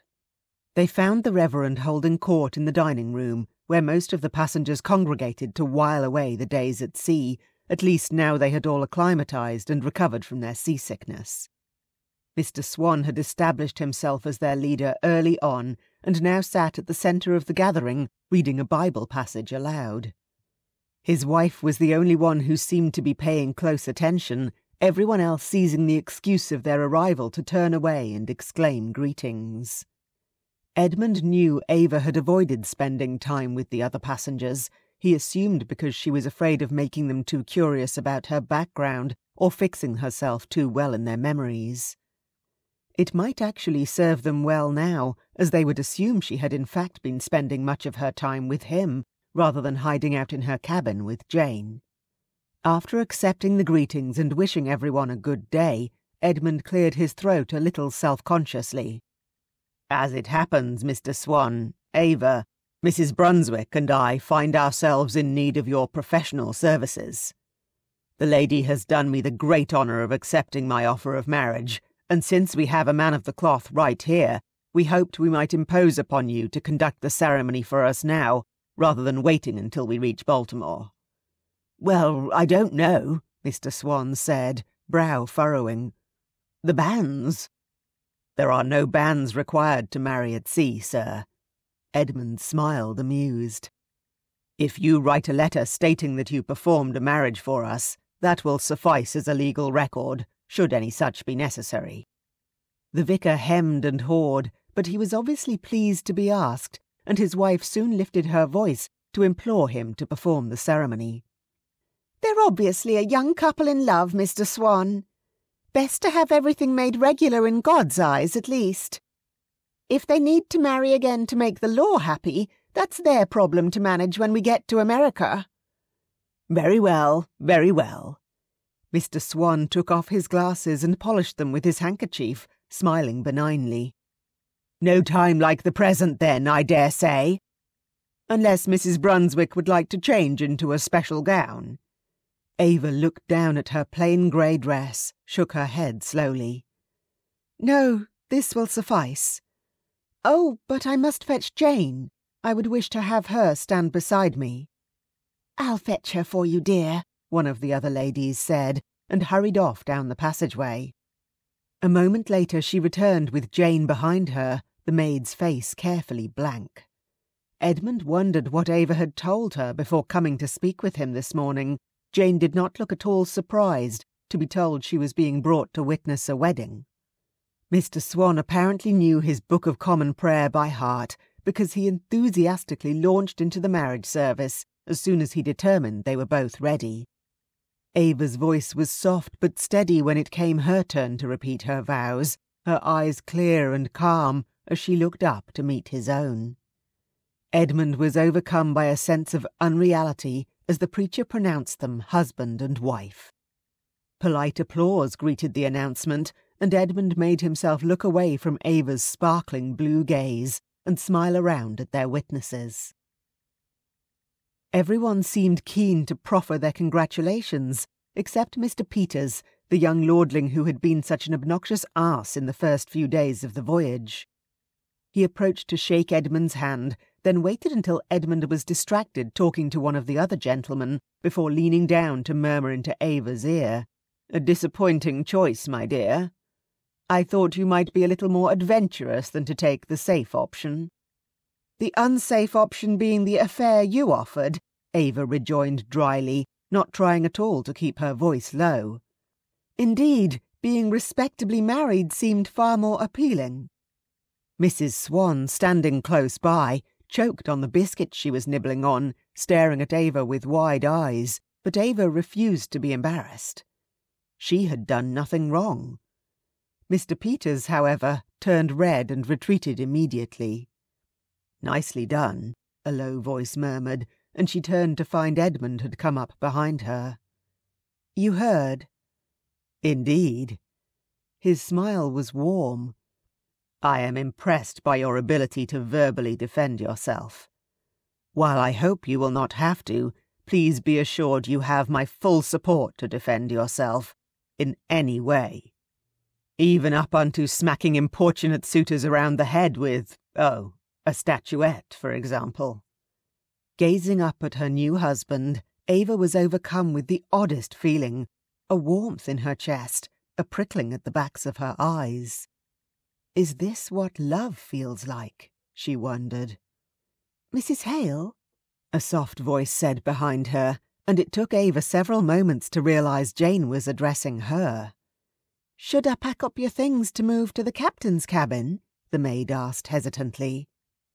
Edmund motioned to them both to follow him from the room and led them to his own cabin, where Jane peeped about shyly, and Ava tried to avoid looking at the bed, wondering if he would expect to consummate the marriage that very night.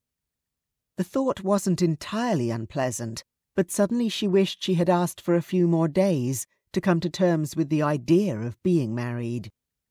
"You should both move in here," Edmund said, "and I will take the cabin where you have been sleeping." Ava felt rather than saw Jane turn her head to stare at her. She was too busy looking at Edmund, trying to discern his meaning. "You don't want to, She tilted her head towards the bed. "Considering the circumstances," he said, "I think perhaps it would be better for us to wait until we reach the comforts of dry land. But I will be happier knowing you two are sleeping in here. This room has a lock on the door. I should have put you in here from the beginning." That strange warmth was back in Ava's chest again. She could not find words to thank him, and he did not seem to want them, telling them to take their time gathering their things and moving them in, and that he would appreciate their help to pack and remove his own subtly, so that no one realised it was he and not Jane who would be sleeping in the first mate's cabin. Edmund left them then, saying he wanted to speak to the cook about preparing a few special delicacies so they might have a celebratory dinner, and Jane turned to Ava with her eyebrows raised. "Ma'am," Jane said, "I think you have married the best man alive." "I think you might be right, Jane," Ava said softly, gazing at the door where Edmund had disappeared. "I think you might be right." Chapter 8. On the 1st of December, after 28 days at sea, the Stella Marie finally sailed into Baltimore's harbour on a grey, chilly winter afternoon. A fine mist of rain hung in the air, but it didn't deter Ava from standing on deck, cloak wrapped snugly around her, gazing raptly at the city which was to be her new home. It was larger than she had expected, sprawling as far as the eye could see. There were a great many church spires peppered among the buildings, but what really astonished her were the sheer number of ships. Having lived in Bristol, one of England's busiest ports, Ava was used to seeing a river full of ships and barges, but there must be more than 100 ships in her view, every one seemingly a fast Baltimore clipper like the Stella Marie. "We're the last one home," Edmund said from the wheel, and she turned to look at him. "I beg your pardon." He pointed ahead of him to the dock they were approaching, a long finger of decking poking out into the bay. 3 ships were tied up alongside, and there was just room for a 4th at the end. "That's Hale Shipping's dock, that and the one on the other side of those warehouses.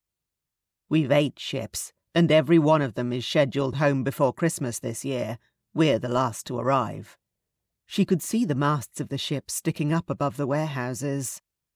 8 ships was an impressive fleet, she thought. She had no idea what a ship was worth, but it could not be a small amount, and the sheer amount of capital it must take to keep an enterprise like this running was considerable. For the first time, Ava realized her husband was almost certainly wealthier than her father, and yet again she wondered why he had married her. Casting a sideways glance at him as he called orders, she wound a damp curl of hair around her finger repeatedly. Edmund had made no demands of her at all in the last few weeks of their journey. He had been utterly courteous and polite, offering every possible civility. She had no possible cause to complain, and yet she found herself wanting more. Oh, he had kissed her, lightly impersonal brushes of his lips against her cheek, which had left her skin tingling and her heart aching. Every evening after they ate their dinner with the other passengers, he would escort her back to the captain's cabin and lean down to kiss her cheek before leaving her at the door, staring after him. Twice Jane had murmured, "You should ask him to stay, ma'am. I'll sleep in the other cabin." Each time Ava had shaken her head quickly. "No, he's busy. The captain is never off duty. We'll wait." Jane still thought she had been married before, had no idea that Ava had not the faintest idea how to go about luring a man to her bed, even her husband. Looking out over the grey, rain-drenched city, Ava wondered where Edmund lived. He must have a house. He had spoken a good deal of his mother Ruth, of whom he was obviously fond. Presumably she ran his household. What would Ruth think of her son returning home with an English bride, and one who brought with her nothing but the risk of trouble? Even the banknotes sewn into pockets in her petticoats would be little compensation. They were a drop in the bucket compared to the obvious wealth of Hale Shipping, she realized now, as she watched the men swarming down the dock, waving and calling out in welcome. As ropes were thrown and the ship tied up to the dock, the other passengers emerged onto the deck, talking excitedly. They would disembark first, before the cargo was unloaded. Edmund had already told Ava apologetically that she would need to wait a while before he was able to escort her to his house, since he would need to speak to the warehouse manager and supervise the unloading of at least the most valuable portion of the cargo before he could leave. She had assured him she was content to remain aboard with Jane, who would not be able to leave until her brother was given leave to go anyway. The other passengers bid Ava a polite farewell, save for Mr. Peters, who was still doing his best to pretend she did not exist. She counted it no loss. The knowledge that Edmund would fully support her gave her the strength to be determined to be done with pretending she did not understand innuendos from unmannerly bores. "Well, I wish you the very best, Mrs. Hale," Mr. Swan said, as he and his wife and sons paused beside her on their way to the gangplank.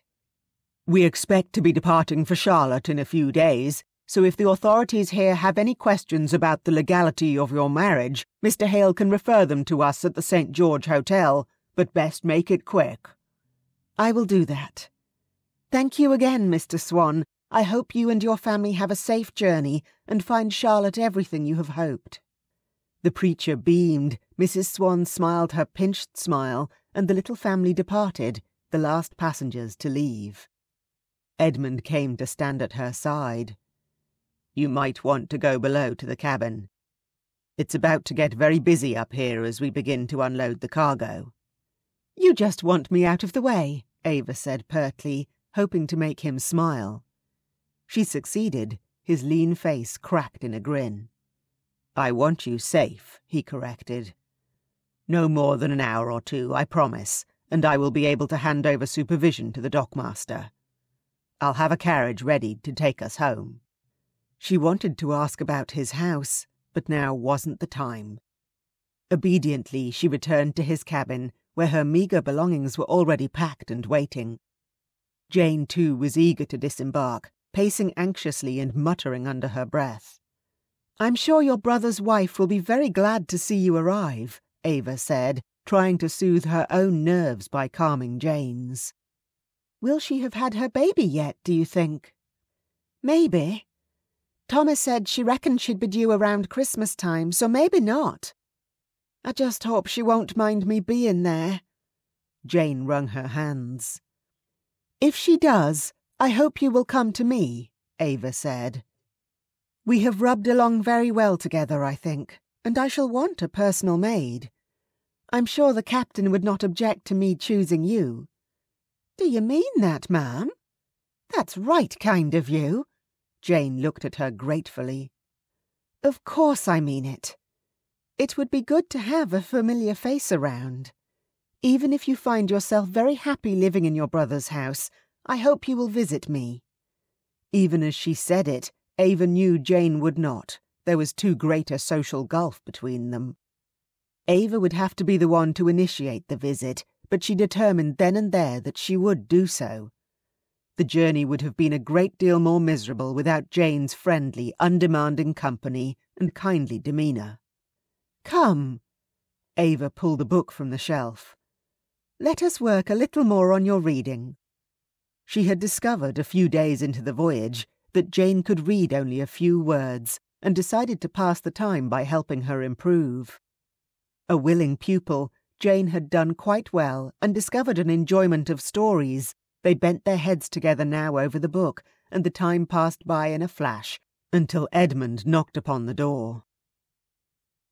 Ava looked up with a bright smile as he knocked, and he returned it, thinking even as he did so that he had never smiled so much since he met her. She was infectiously cheerful much of the time, like a ray of warm sunshine in his life, bathing him in warmth and happiness. "Ready to go?" he asked. "Jane, I've released your brother from his duties. He is gathering his sea bag, and then the two of you can come with us. We'll be passing close by your brother's house, and I said I would set you down there." "Oh, sir, that's very good of you, sir." Jane bobbed a curtsy, eyes wide. "I'm sure it's not necessary. Tommy told me he doesn't live far from the docks. We could walk." "Indeed you could, but I am persuaded my wife would far rather keep your company for as long as possible, and see you safely to your door besides," Edmund said, and was rewarded by Ava beaming even more brightly at him. "I have told Jane that if she does not find quite the welcome she hopes with her brother's wife, she is to come to me, and I will have a position for her," Ava said, and Edmund heard the question in her voice. "Absolutely," he said at once. "I will write down the direction for our house for you, Jane. You are to get a hackney to bring you, and I will ensure the butler knows to pay your fare if you arrive." Jane looked almost as though she might cry. Ava grabbed her hand and squeezed it, and Edmund, a little embarrassed, turned to his desk, fetching a sheet of paper and a quill to quickly write his direction on it for Jane. A few minutes later they were comfortably ensconced in his own carriage, which had arrived without his having to send for it. No doubt word had been sent to his mother the moment the Stella Marie had been sighted. Edmund wondered again what Ruth would say about his arriving with a wife. They dropped Tommy and Jane off at Tommy's little house, The door was flung open and Tommy's wife came rushing out, her belly greatly swollen with child. Her cries of welcome to her husband were duplicated to Jane, who beamed with delight and relief before turning to wave to Ava. "How much money did you give her?" Edmund asked dryly, as the carriage rolled away again. "None yet, because all of my money is still in pounds," Ava said pertly. "But once I have been to a bank and exchanged it for dollars, I intend to give her $50 to start her new life." "A year's wages for a maid," Edmund noted. "Added to the $50 I already gave her, it should see her well set up." Ava stared at him open-mouthed, then burst out laughing. "I have married a generous man." "The voyage was profitable?" He shrugged. "I can well afford it, and Jane deserved her pay." "Indeed she did. I hope you will escort me to a bank soon so that I may exchange my funds." "Of course." He hesitated briefly before delicately asking, "You need not tell me, and you certainly need not hand any of it over, but how much money did you swipe from your father's strong-box exactly?" "A little under £3,000, she said, sitting very straight. "Which is nothing compared to the 20,000 which was supposed to be my dowry, but unfortunately I can't exactly ask my father to pay that over to you." "I don't want or need it, Ava. And the 3,000 is yours. I will ask my banker to open an account in your name for your exclusive use, so that you can deposit it there. But I will provide you with sufficient pin money that you need not spend it. You will need a new wardrobe, but my mother will assist you with that. Simply have all the bills directed to me." "A generous man indeed," Ava said softly, and he felt his cheeks flush under her warm regard. The carriage came to a halt again, and Edmund reached to open the door. "Here we are," he said. "Our townhouse." Ava leaned forward to peer out, and Edmund wondered what she thought. Her father was a rich man who undoubtedly kept a large house in Bristol, possibly possessed a country estate too, but Edmund had inherited a healthy business from his father and worked hard to grow it. The Hales were among Baltimore's first families, and the townhouse he had built a few years ago reflected their status. "Oh my," Ava murmured, and he saw her grimace as she looked down at herself. She was ashamed of her plain, shabby gown, he realized, and determined that the first order of business was to summon all of Baltimore's premier seamstresses to see that the new Mrs. Hale was suitably garbed. The front door was flung wide open as they ascended the steps, and Ruth Hale stood in the entryway, smiling broadly, arms spread wide in welcome. "Edmund! And goodness me, who is this?" She turned a friendly smile towards Ava, sharp eyes taking in her hand on Edmund's arm. "Mother," Edmund said, "I'd like to introduce you to my wife, Ava. Ava, my mother, Ruth." Ruth's smile vanished, replaced by a look of complete shock, though she quickly plastered the smile back on again. "Edmund, you dreadful boy!" Clasping a hand to her chest, she laughed. "You take such delight in shocking me. Are you truly married?" When he nodded, she turned her attention to Ava, scrutinizing her thoroughly. "But you're beautiful, child! What possessed you to accept my fool son? And here we are, keeping you standing out here in the cold. Come in, come in." Ava relaxed at Ruth's welcoming tone, returning her smile shyly and letting Edmund guide her inside. "It's a long story," she said as Ruth pressed again, asking why she had married Edmund. "Undoubtedly, but you've come a long way. You must be exhausted." "Edmund, you could at least have sent word ahead, so I could have ordered a chamber and a bath prepared for Ava as well as you. For that oversight, your punishment must be to let Ava take your bath, and wait for another one to be prepared." "I have not the slightest objection to that," he said agreeably, and suffered Ruth to sweep Ava away up the stairs. Heading for his office, he flicked through a few of the stacks of paper his secretary had left neatly organized on his desk until Ruth appeared at the door. "What in God's name, Edmund?" She closed the door behind her before coming over and drawing him into an embrace. "You were quite emphatic you weren't ready to take a wife when you set sail, and here you are, scarcely 3 months later, presenting your bride to me. Did you marry in England?" "Aboard ship," he admitted, "and I must visit the clerk of the courts tomorrow to discover if our marriage is even legal or if we should repeat the ceremony." Ruth's eyebrows flew to her hairline, and she took a seat before his desk, placing her folded hands on her knee and leaning forward expectantly. "I think you'd better tell me everything, don't you?" Chapter 9. Shown to an elegantly furnished room by a maid, Ava allowed the girl to take her cloak and bonnet, looking about her with interest. These must be her husband's rooms, she realised, observing the sturdy masculine furniture, the dark green curtains at the windows matching the bedcovers. Cheeks flushing, she kept her gaze resolutely turned away from the bed. "The bathing chamber's in here, ma'am," the maid, Sally, said, opening a door, and Ava followed, curious. She had never seen a room purpose-built for bathing before, and stopped, astonished, in the doorway, to stare around. The entire room was tiled, and a large tub sat in the middle of the floor, or rather stood on large clawed feet.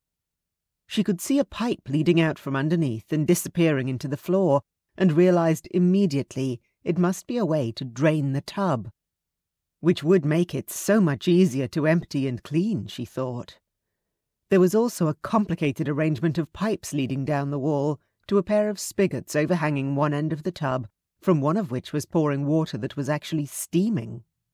"There's a copper in the attic where the water's heated," Sally said, correctly interpreting Ava's wide-eyed gaze.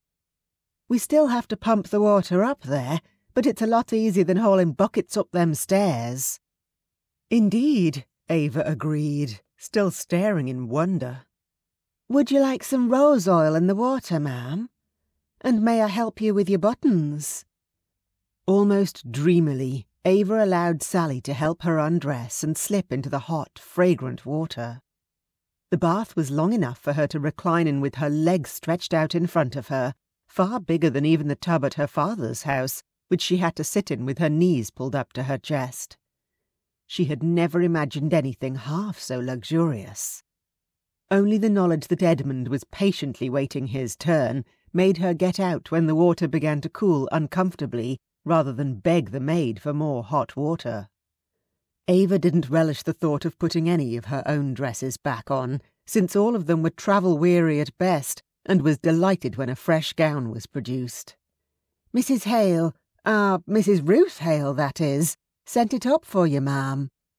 Said as how she's a bit taller than you, but it should do well enough for tonight. I can run some tacks around the hem, keep it from trailing on the floor if you need." Since Ruth Hale overtopped Ava by a good half-head, it would indeed be necessary to tack up the hem.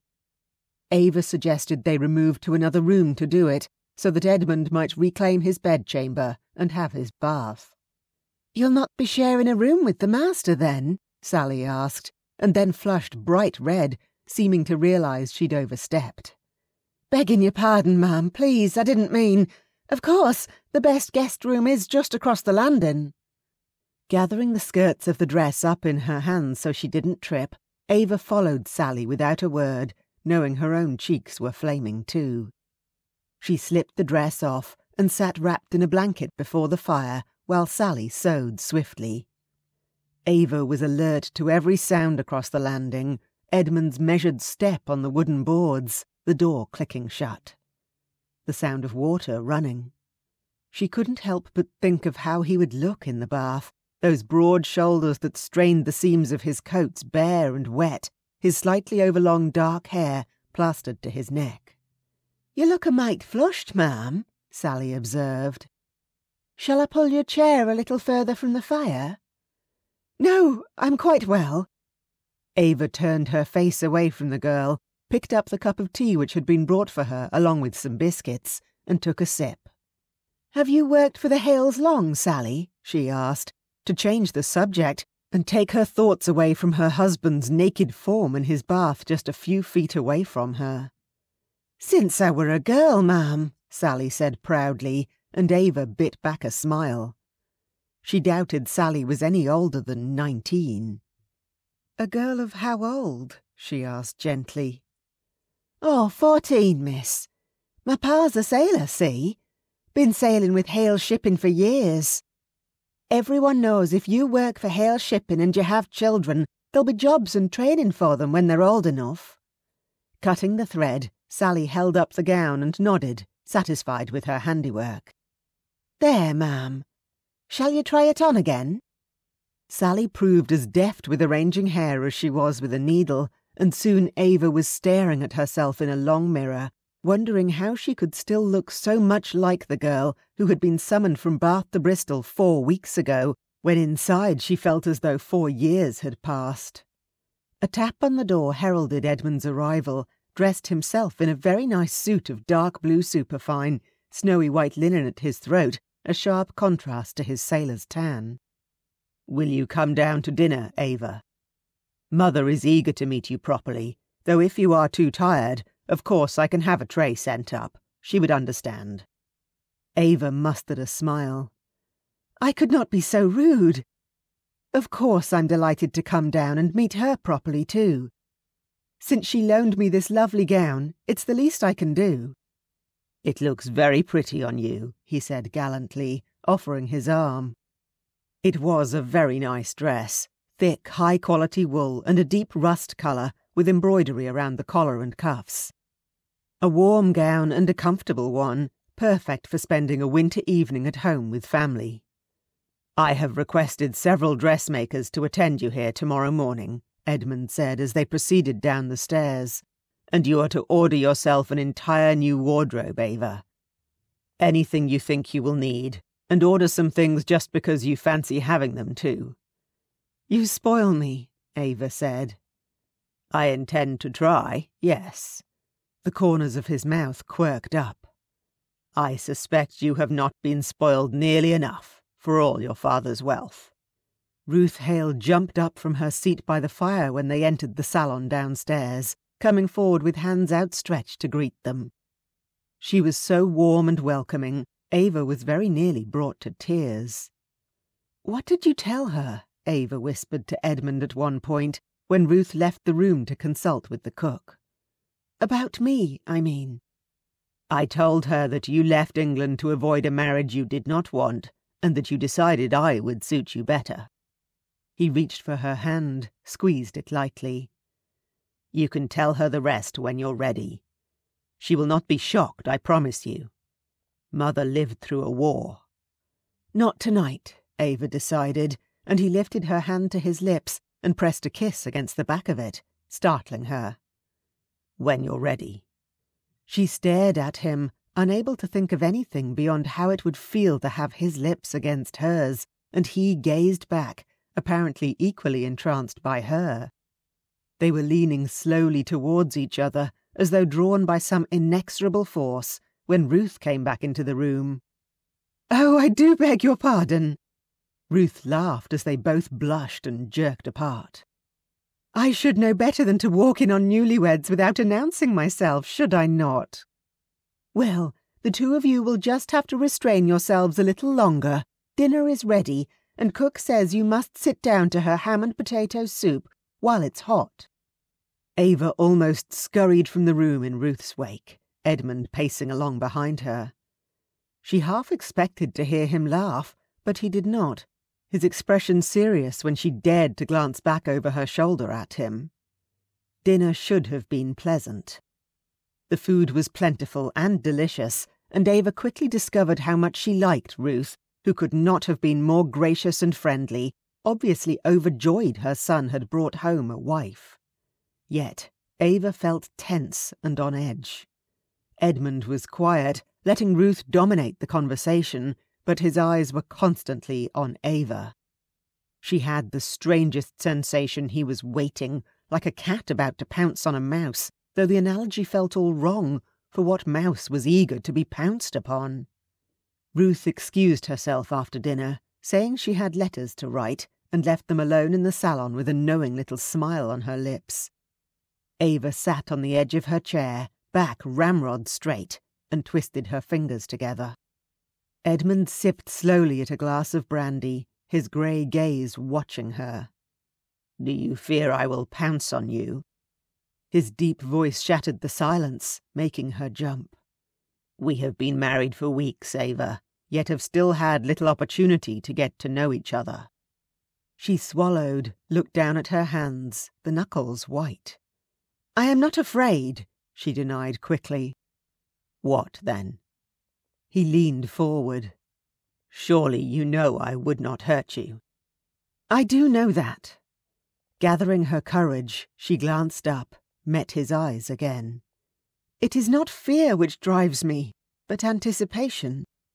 His brows flew up as he stared at her, and then slowly, deliberately, he set his glass aside and held out his hand to her. She did not hesitate before accepting it, and he drew her gently to her feet and led her upstairs. In his bedroom, he closed the door and led her over to the bed, sitting down on the edge of it and drawing her to stand between his knees, facing him. In this position, their eyes were level, and she did not feel quite so small and helpless beside his bulk.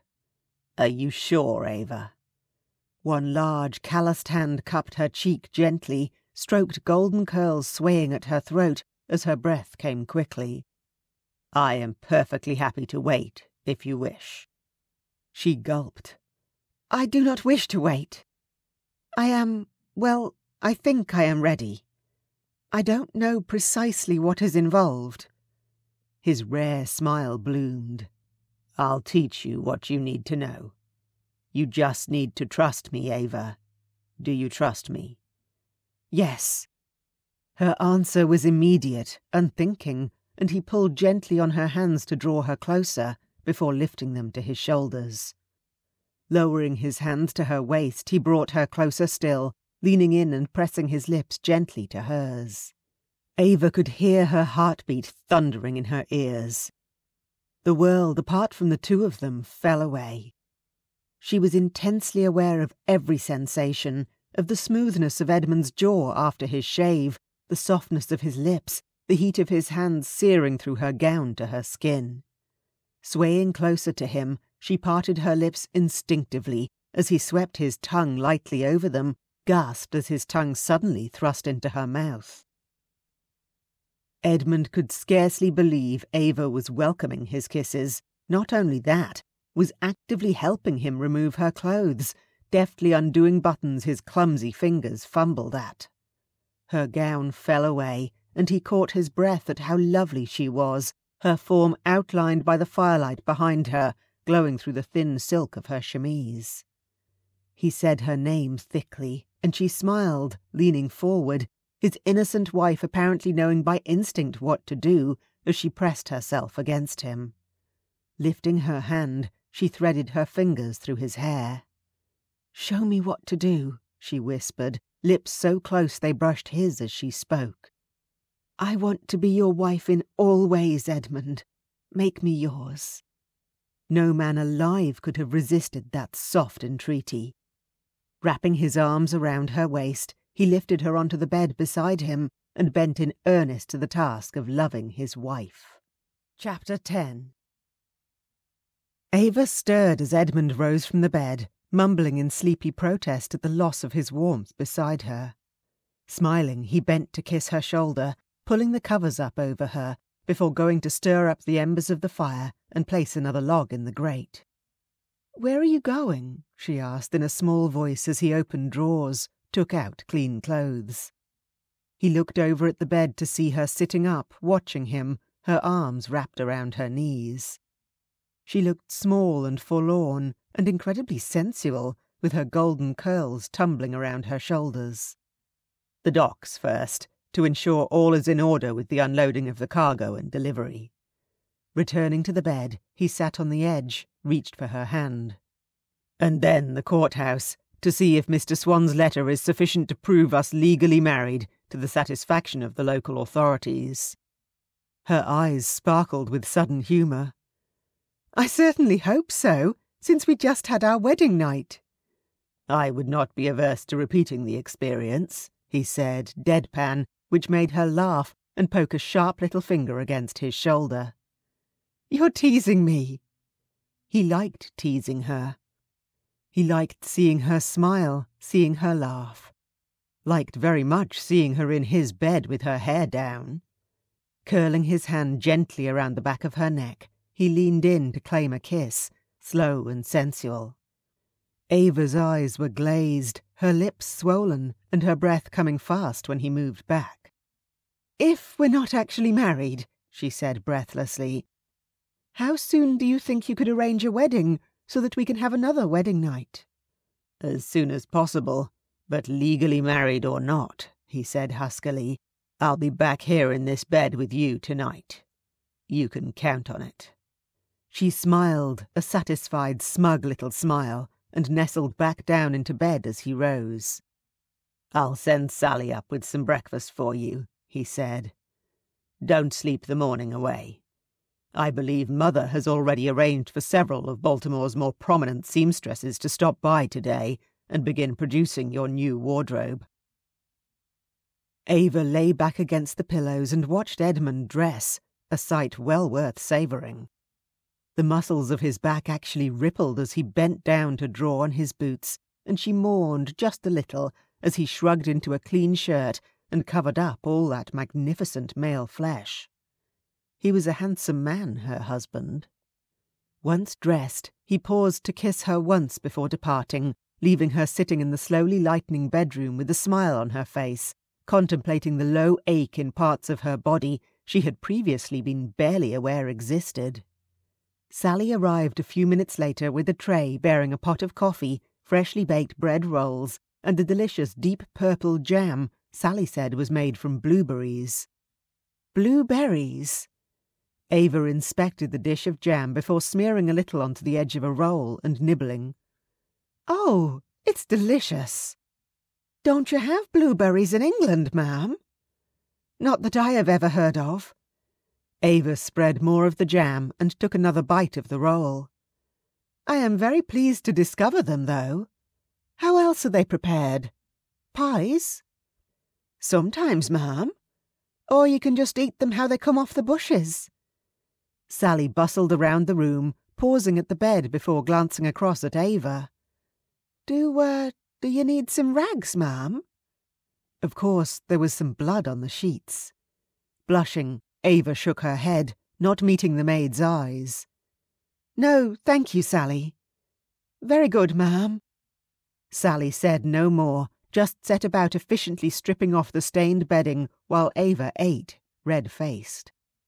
Ava was just sipping the last of her coffee when a tap at the door heralded Ruth's arrival, the older woman beaming at her happily.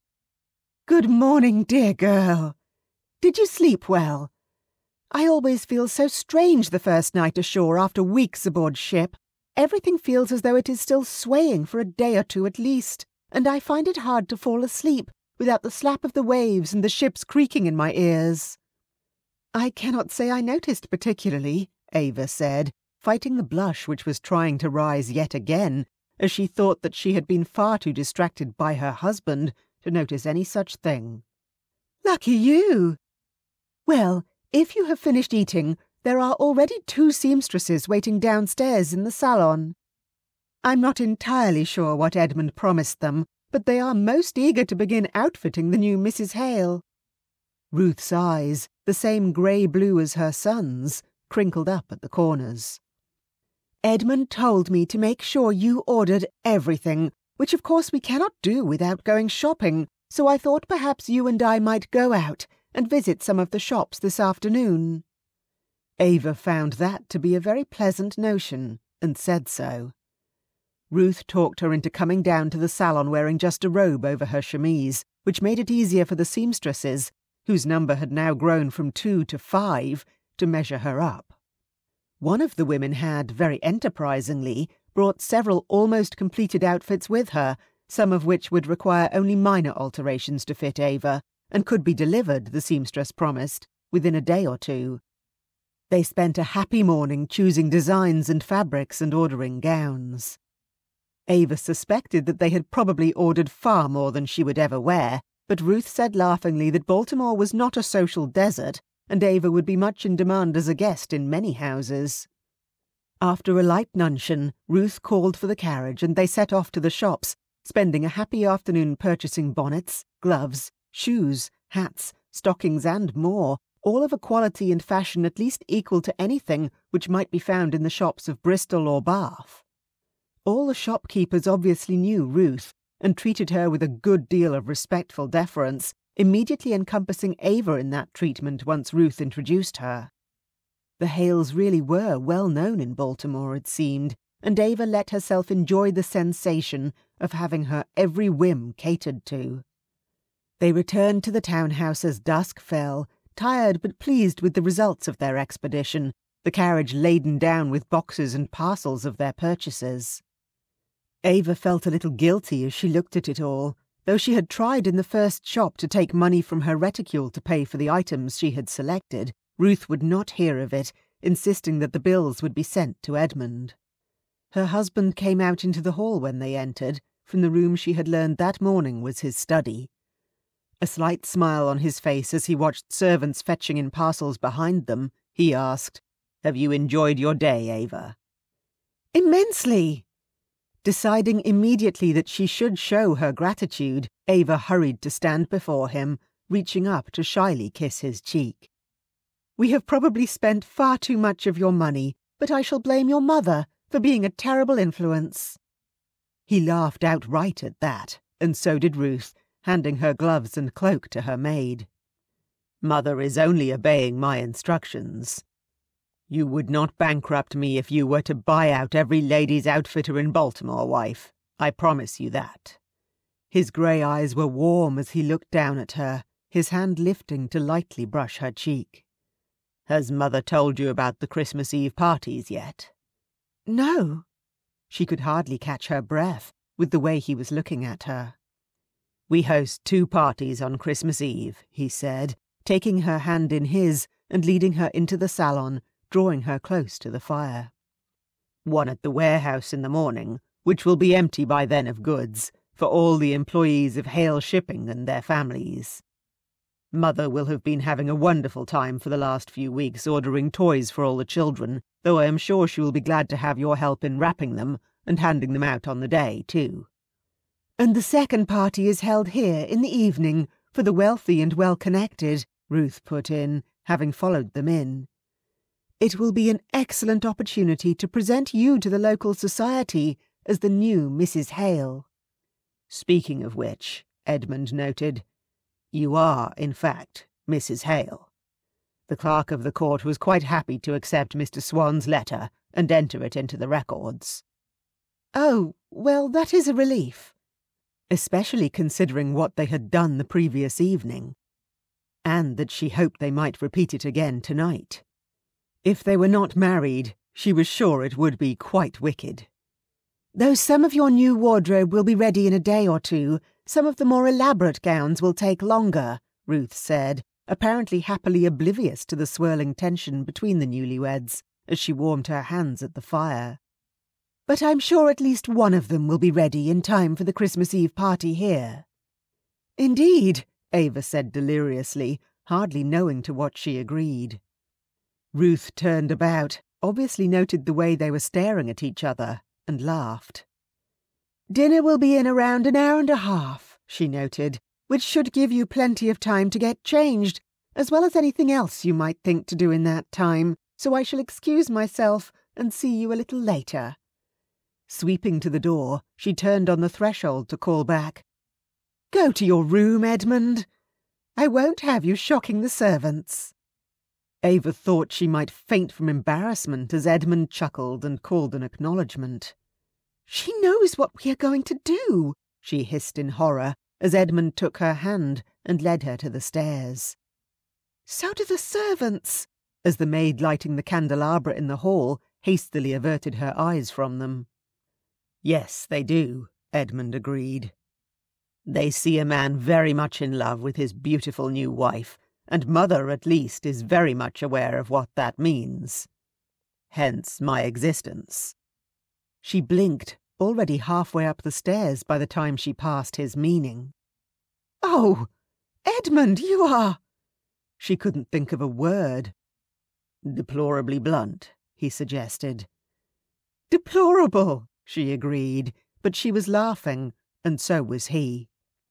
"Nobody cares what we do in the privacy of our own home, Ava, and especially not once we are behind our bedroom door." He closed said door behind them. "And to tell the truth, I care not what anyone else thinks of me. They may call me a fool for being utterly besotted with my wife. Let them." "Are you?" she asked, breathless as his arms curled around her waist. "A fool?" "Besotted with me?" "Utterly." Lowering his head, he kissed her, and she gave herself up entirely to the passion she found in his arms. Chapter 11. The next few days passed in a rush of activity, the days spent helping Ruth prepare for the dual Christmas parties, and the nights filled with passion as Ava and Edmund discovered each other. Their marriage was becoming a true partnership, and not only in bed. Ruth was much more involved with Hale shipping than Ava had realized, making decisions in partnership with Edmund about the future of the company, and both of them seemed to expect Ava to have her say too. She was startled to realize she had more to contribute than she expected, having absorbed a good deal of information from being around her father's business, even though he had never taken any notice of her. Ruth introduced Ava to several of her friends, all of whom seemed to be very active in Baltimore society, and almost all of whom seemed delighted to meet Ava. The only exceptions were disappointed mothers of eligible daughters who had hoped to snag Edmund, Ruth noted, but nobody was ill-mannered enough to dare snub Ava because of mere disappointment. The only call Ava did not enjoy making was to a Mrs. Hall, the wife of a prominent judge. Although Mrs. Hall was a lovely lady, it transpired the Halls were the Baltimore relatives Mr. Peters, the arrogant young aristocrat who had insulted Ava aboard the Stella Marie, were visiting. Peters spent the entirety of their visit smirking at Ava and making snide remarks about the quality of her gowns, improving now she was married to a wealthy businessman. Not wanting to insult her hostess, Ava could only fume in silence and hope Peters left for New York before the Christmas Eve party, to which the Halls were of course invited. Vain hope, though, as he kissed her hand before departure and said he was looking forward to the event with great anticipation. On the morning of Christmas Eve, the three of them climbed into the carriage for the ride to the vast warehouse beside the Hale shipping docks. Emptied of its goods, instead the space was filled with tables spread with a spectacular feast and hundreds of chattering men, women, and children. A cheer went up as Edmund entered with Ruth and Ava on either side of him, and Ava looked around in amazement. "All these people are employed by Hale Shipping?" she asked Edmund, having to raise her voice to be heard over the din. "At least one member of the family, yes." Edmund smiled broadly over her head. "Here's one you will be glad to see." "Jane!" Ava cried in delight, opening her arms to embrace the other girl. Jane looked well, a little plumper, very nicely dressed in a green woolen gown. "How are you? You must tell me what you have been doing. Are you an aunt yet?" "Indeed I am, ma'am. Come and meet the baby." Ava was pleased to coo over the bouncing baby boy presented to her by his proud parents, and even happier to hear from Jane how happy the other girl was. Jane even had a suitor, she confessed with pink cheeks, a young man who lived on the same street and also worked for Hale Shipping as a warehouse clerk. "Andrew Malone," Edmund said with a grin, obviously having eavesdropped on their conversation. "A very steady young man with a good head on his shoulders. Tragically prone to seasickness, but he has a bright future in the warehouse." "I should like to meet him," Ava said. "See that he is good enough for my dear Jane." A red-faced young man was duly produced, stammering with nervousness to be introduced to her notice. The adoring look he cast Jane reassured any concerns Ava might have had for her friend, though. Ruth called her away to begin handing out the gifts for the children then. There were dozens of them, carved wooden animals and wagons with wheels that turned, dolls with real hair and pretty dresses, spinning tops and skipping ropes, bags of marbles and spillikins, battledore and shuttlecock sets. There were packets done up filled with candied nuts and barley sugar to take home after the feast, which seemed to Ava to be far too much food for those present. There were even musicians to entertain the crowd as they ate and drank and talked and laughed. Ava had never attended an event like it. She was delighted by the spectacle of it all, the joy and noise and unguarded merriment of the company, and was sorry indeed when Ruth plucked at her sleeve and reluctantly advised her that they must leave in order to return home and change clothes before the guests began to arrive for the evening's event. "Those with children are leaving to take them home anyway," Ruth pointed out, "though the party will continue into the evening. Best be away before things become a little too rowdy for us, my dear." Her eyes twinkled as she tucked her hand into the crook of Ava's arm. "You will enjoy this evening too, I promise." Ava wasn't so sure, especially not if the obnoxious Mr. Peters planned to attend, but she had little choice, so she bade farewell to Jane and her beau and accompanied Ruth to where Edmund awaited them near the door. He was speaking with another man, a deep frown marring his face, though he cleared his expression as she approached.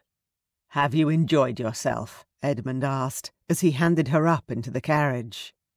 "Oh, very much!" Ava exclaimed enthusiastically.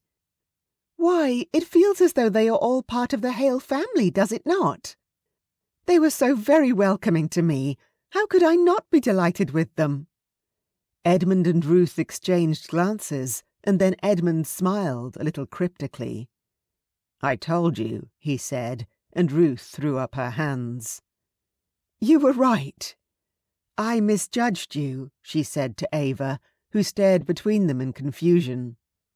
"Mother has taken note of how genteel your manners are when you meet with those in her social circle," Edmund explained, "and feared you might prove a little too refined to be happy mixing with our employees. I knew, however, that you would be unfailingly gracious to anyone, be they a princess or a chimney sweep." His faith in her made her feel warm all over. She tucked her hand into his and leaned against his shoulder as the carriage rolled back through the streets to their home. "Who was that man you were talking to as we left?" Ava asked. Edmund stiffened slightly. "One of the managers from the warehouse. He told me that there was an odd visitor to the offices yesterday, a man making inquiries about passengers from the Stella Marie's last voyage. Specifically, asking about a Miss Brunswick." Ava caught her breath, looking up at him in horror. He offered a reassuring smile. "My manager told the visitor, quite correctly, that there was no Miss Brunswick on the disembarking passenger manifest. Even showed it to him, and it lists you merely as Mrs. Hale, not even your first name to draw their interest." Ava felt queasy. "They're still looking for me," she murmured. "And perhaps they have men in a dozen other ports, too. You could have sailed to any number of places." She did not argue, though she thought it was not so many. The hunt for her would have begun within a day, and how many ships could have sailed in that time? "Are you going to tell me what this is all about?" Ruth asked curiously, from the other side of the carriage. Edmund said nothing, leaving it up to Ava. "Tomorrow," she said finally, hating the thought that Ruth would look at her differently once she knew the truth. Once she knew that Ava had killed a man. "After the party." "Whatever you wish, my dear." Ruth smiled at her gently. "Edmund obviously knows and is not concerned, so wipe that look from your face, Ava. I have come to love you as the daughter I never had. Whatever secret you are keeping, nothing will change that. Even murder." But she did not say it aloud, just closing her eyes, leaning against Edmund and taking a deep breath. She would enjoy this evening, and tomorrow talk to Ruth, and hope their relationship did not change once the truth was out. Several of Ava's new gowns had now been delivered, and she had selected the most beautiful to wear tonight, a pale icy blue silk with an overdress of silver lace. Edmund's eyes warmed when he saw her come down the stairs wearing it, and he stepped forward to take her hands in his, bending his head to claim a slow, passionate kiss which had her cheeks flushing. "You look beautiful," he murmured, "and I confess I quizzed your maid as to your likely selection of a gown, so that I might purchase you an appropriate gift to accompany it."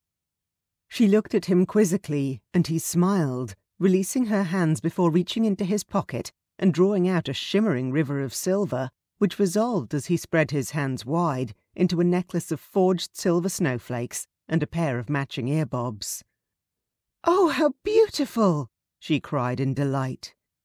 "Edmund, you needn't. You have already given me so much." "I told you that I intended to spoil you." He moved around behind her and looped the necklace around her throat, closing the catch and dropping a kiss on the nape of her neck, which made her shiver with pleasure. "Though you will need to put the earbobs on yourself, as I am not confident in my ability to attach them securely." She laughed and took them from his hand, going to the mirror close by the front door and peering into it as she put them on, turning her head from side to side to admire their shimmer. "I love them, Edmund. Thank you." "I love you," he said, his voice low and deep as he slid his arms around her waist. "I'm very glad the Stella Marie was the ship you chose to leave England, Ava. So very glad." "So am I," she whispered back, turning and lacing her hands behind his head, pulling him down for a kiss. "Our guests will start arriving at any moment, you two. Save that behaviour for after they have all left," Ruth's laughing voice called, and they broke apart, both grinning sheepishly. The butler walked past, carefully not looking at either of them, to take up his position at the door, and Ruth beckoned them into the salon, a broad smile on her face. "How beautiful you look, Ava. You will gain any number of new admirers tonight, I am sure. Perhaps Edmund is wise to make sure of you first." Her grey eyes crinkled up at the corners as she teased. "I hope he knows he will never have cause to doubt me," Ava replied, as her husband delivered glasses of sherry to both of them. Edmund had no opportunity to reply as the butler announced the arrival of their first guests, but he hoped the warmth of his expression reassured Ava of his feelings. He remained close by her side for the first hour of the party, at least until he saw she was quite comfortable. Which she was, having already met many of the attendees, thanks to Ruth escorting her about town on social calls every day for the last 2 weeks. Finally, he allowed himself to be drawn away by a business colleague, but remained where he could keep her always within his sight. He could tell the news that someone had been inquiring about Miss Brunswick had rattled her. It concerned him too, but rather less. He was confident his wife could not be forced to return to England against her will. Judge Hall, Mrs. Hall, Miss Hall, Mr. Peters, and their guest, the Earl of Marchmere, the butler announced. Edmund was looking at Ava and saw the colour drain away from her face. She swayed, reaching blindly out to her side and grabbing the arm of the elderly gentleman standing there, who looked at her in surprise. Abandoning his conversation unceremoniously, Edmund hurried back across the room towards Ava, looking quickly to see what had so disturbed her about the new arrivals. Peters he remembered from the voyage, but he was sure Ava had the man's measure. It had to be the other man, the nobleman, whose presence provoked such an extreme reaction. Had Ava ever told him the name of the man her father had tried to marry her off to? He couldn't remember. The Earl was tall as Edmund himself, and well-favoured, with curly black hair and a thin, handsome face. His smile might have been attractive to some, but Edmund saw the malice in it as he advanced towards Ava, eyes fixed on her like a wolf stalking its prey. There were too many people between Edmund and Ava. The Earl was going to get to her first. "Get out of the way," he snapped to one woman, who gave a shocked, affronted gasp. He did not care in the least. Nothing mattered but getting to Ava in time to help her face whatever trouble this man brought with him. The concerned look on Judge Hall's face told him it wasn't going to be anything he wanted to hear. "Hale, this man says," the judge began as Edmund closed on him. "Let's not do whatever this is in public," Edmund said rapidly, and as the Earl stepped up to face Ava and opened his mouth, Edmund reached out and clapped a hand firmly on his shoulder. "My lord, so glad you could join us. If you could spare us a moment in my study." The Earl turned to face Edmund with a black frown, but the judge stepped up beside him, nodding. Yes, quite right. I do think privacy is best. Hale, you'd best bring her." He nodded towards Ava, still pale as milk, being supported now by Ruth, who had also hurried to her side. The Earl, Marchmere, shrugged Edmund's hand off his shoulder, scowling, but he nodded reluctantly and followed as Edmund took Ava's arm and headed for his study. Ruth followed them with the judge, the Earl bringing up the rear. Mr. Peters slipped into the study too, Edmund noted, as he escorted Ava to the chair behind his desk and gently encouraged her to sit.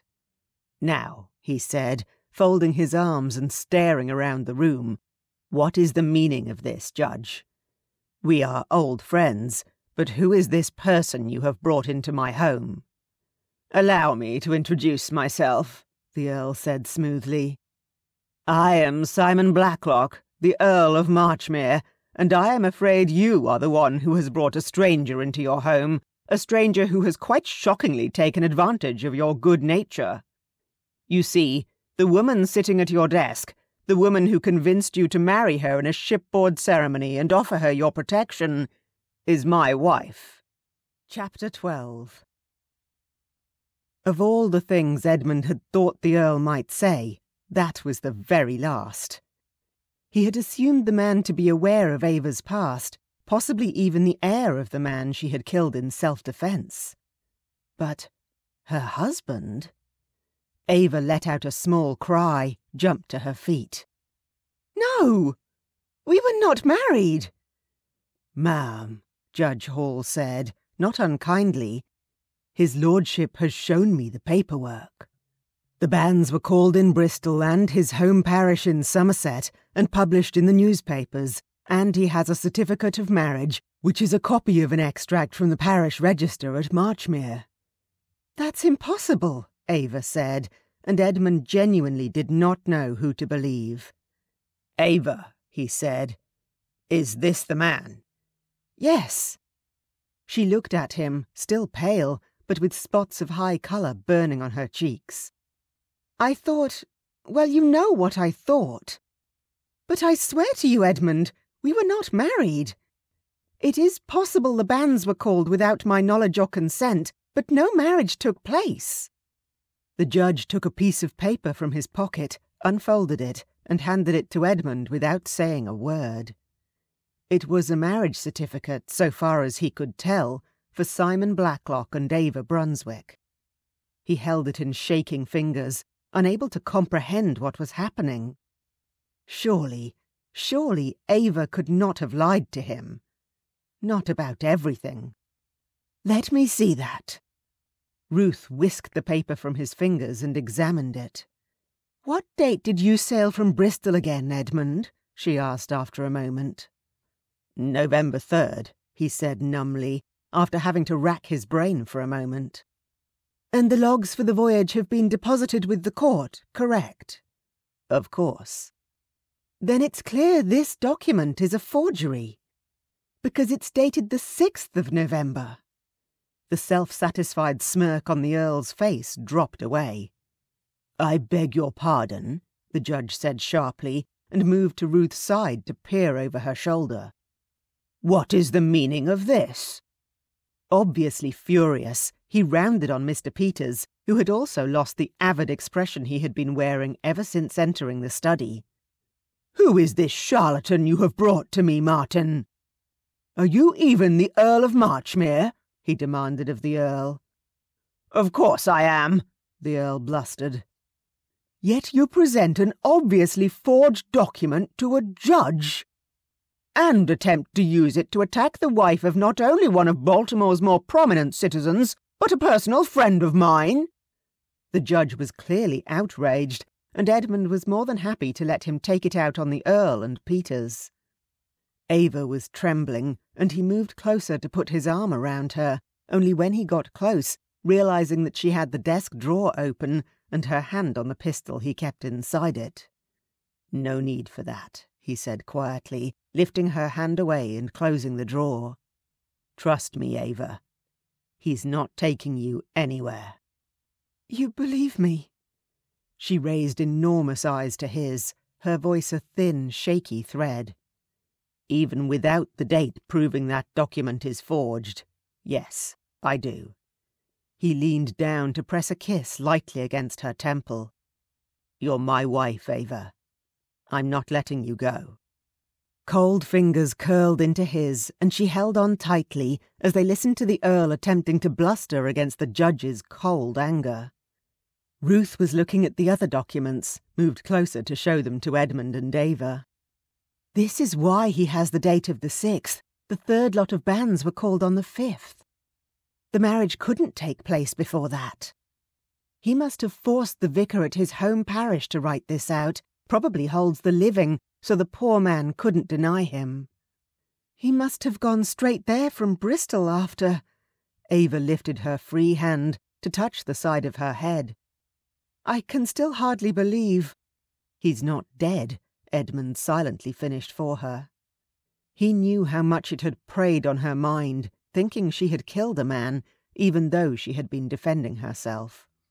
"He must have wanted to marry you very badly," he murmured, "and had he found you unwed, those documents would have been enough almost anywhere to prove you were his wife and force you to return to England with him. His bad luck you happened to marry the one man who could prove him a liar with documents of my own." The Earl was shouting now, insisting that ship's logs could be falsified. The judge was having none of it, threatening to have the Earl arrested, which shocked Marchmere into silence. "Being a peer of the realm is no protection against the law in America, my lord," Edmund said into the stunned silence. "Fraud is a serious offence. Combine it with attempted kidnapping." "Kidnapping?" "Did you not plan to force my wife to leave with you under false pretenses?" Edmund said, his tone icy.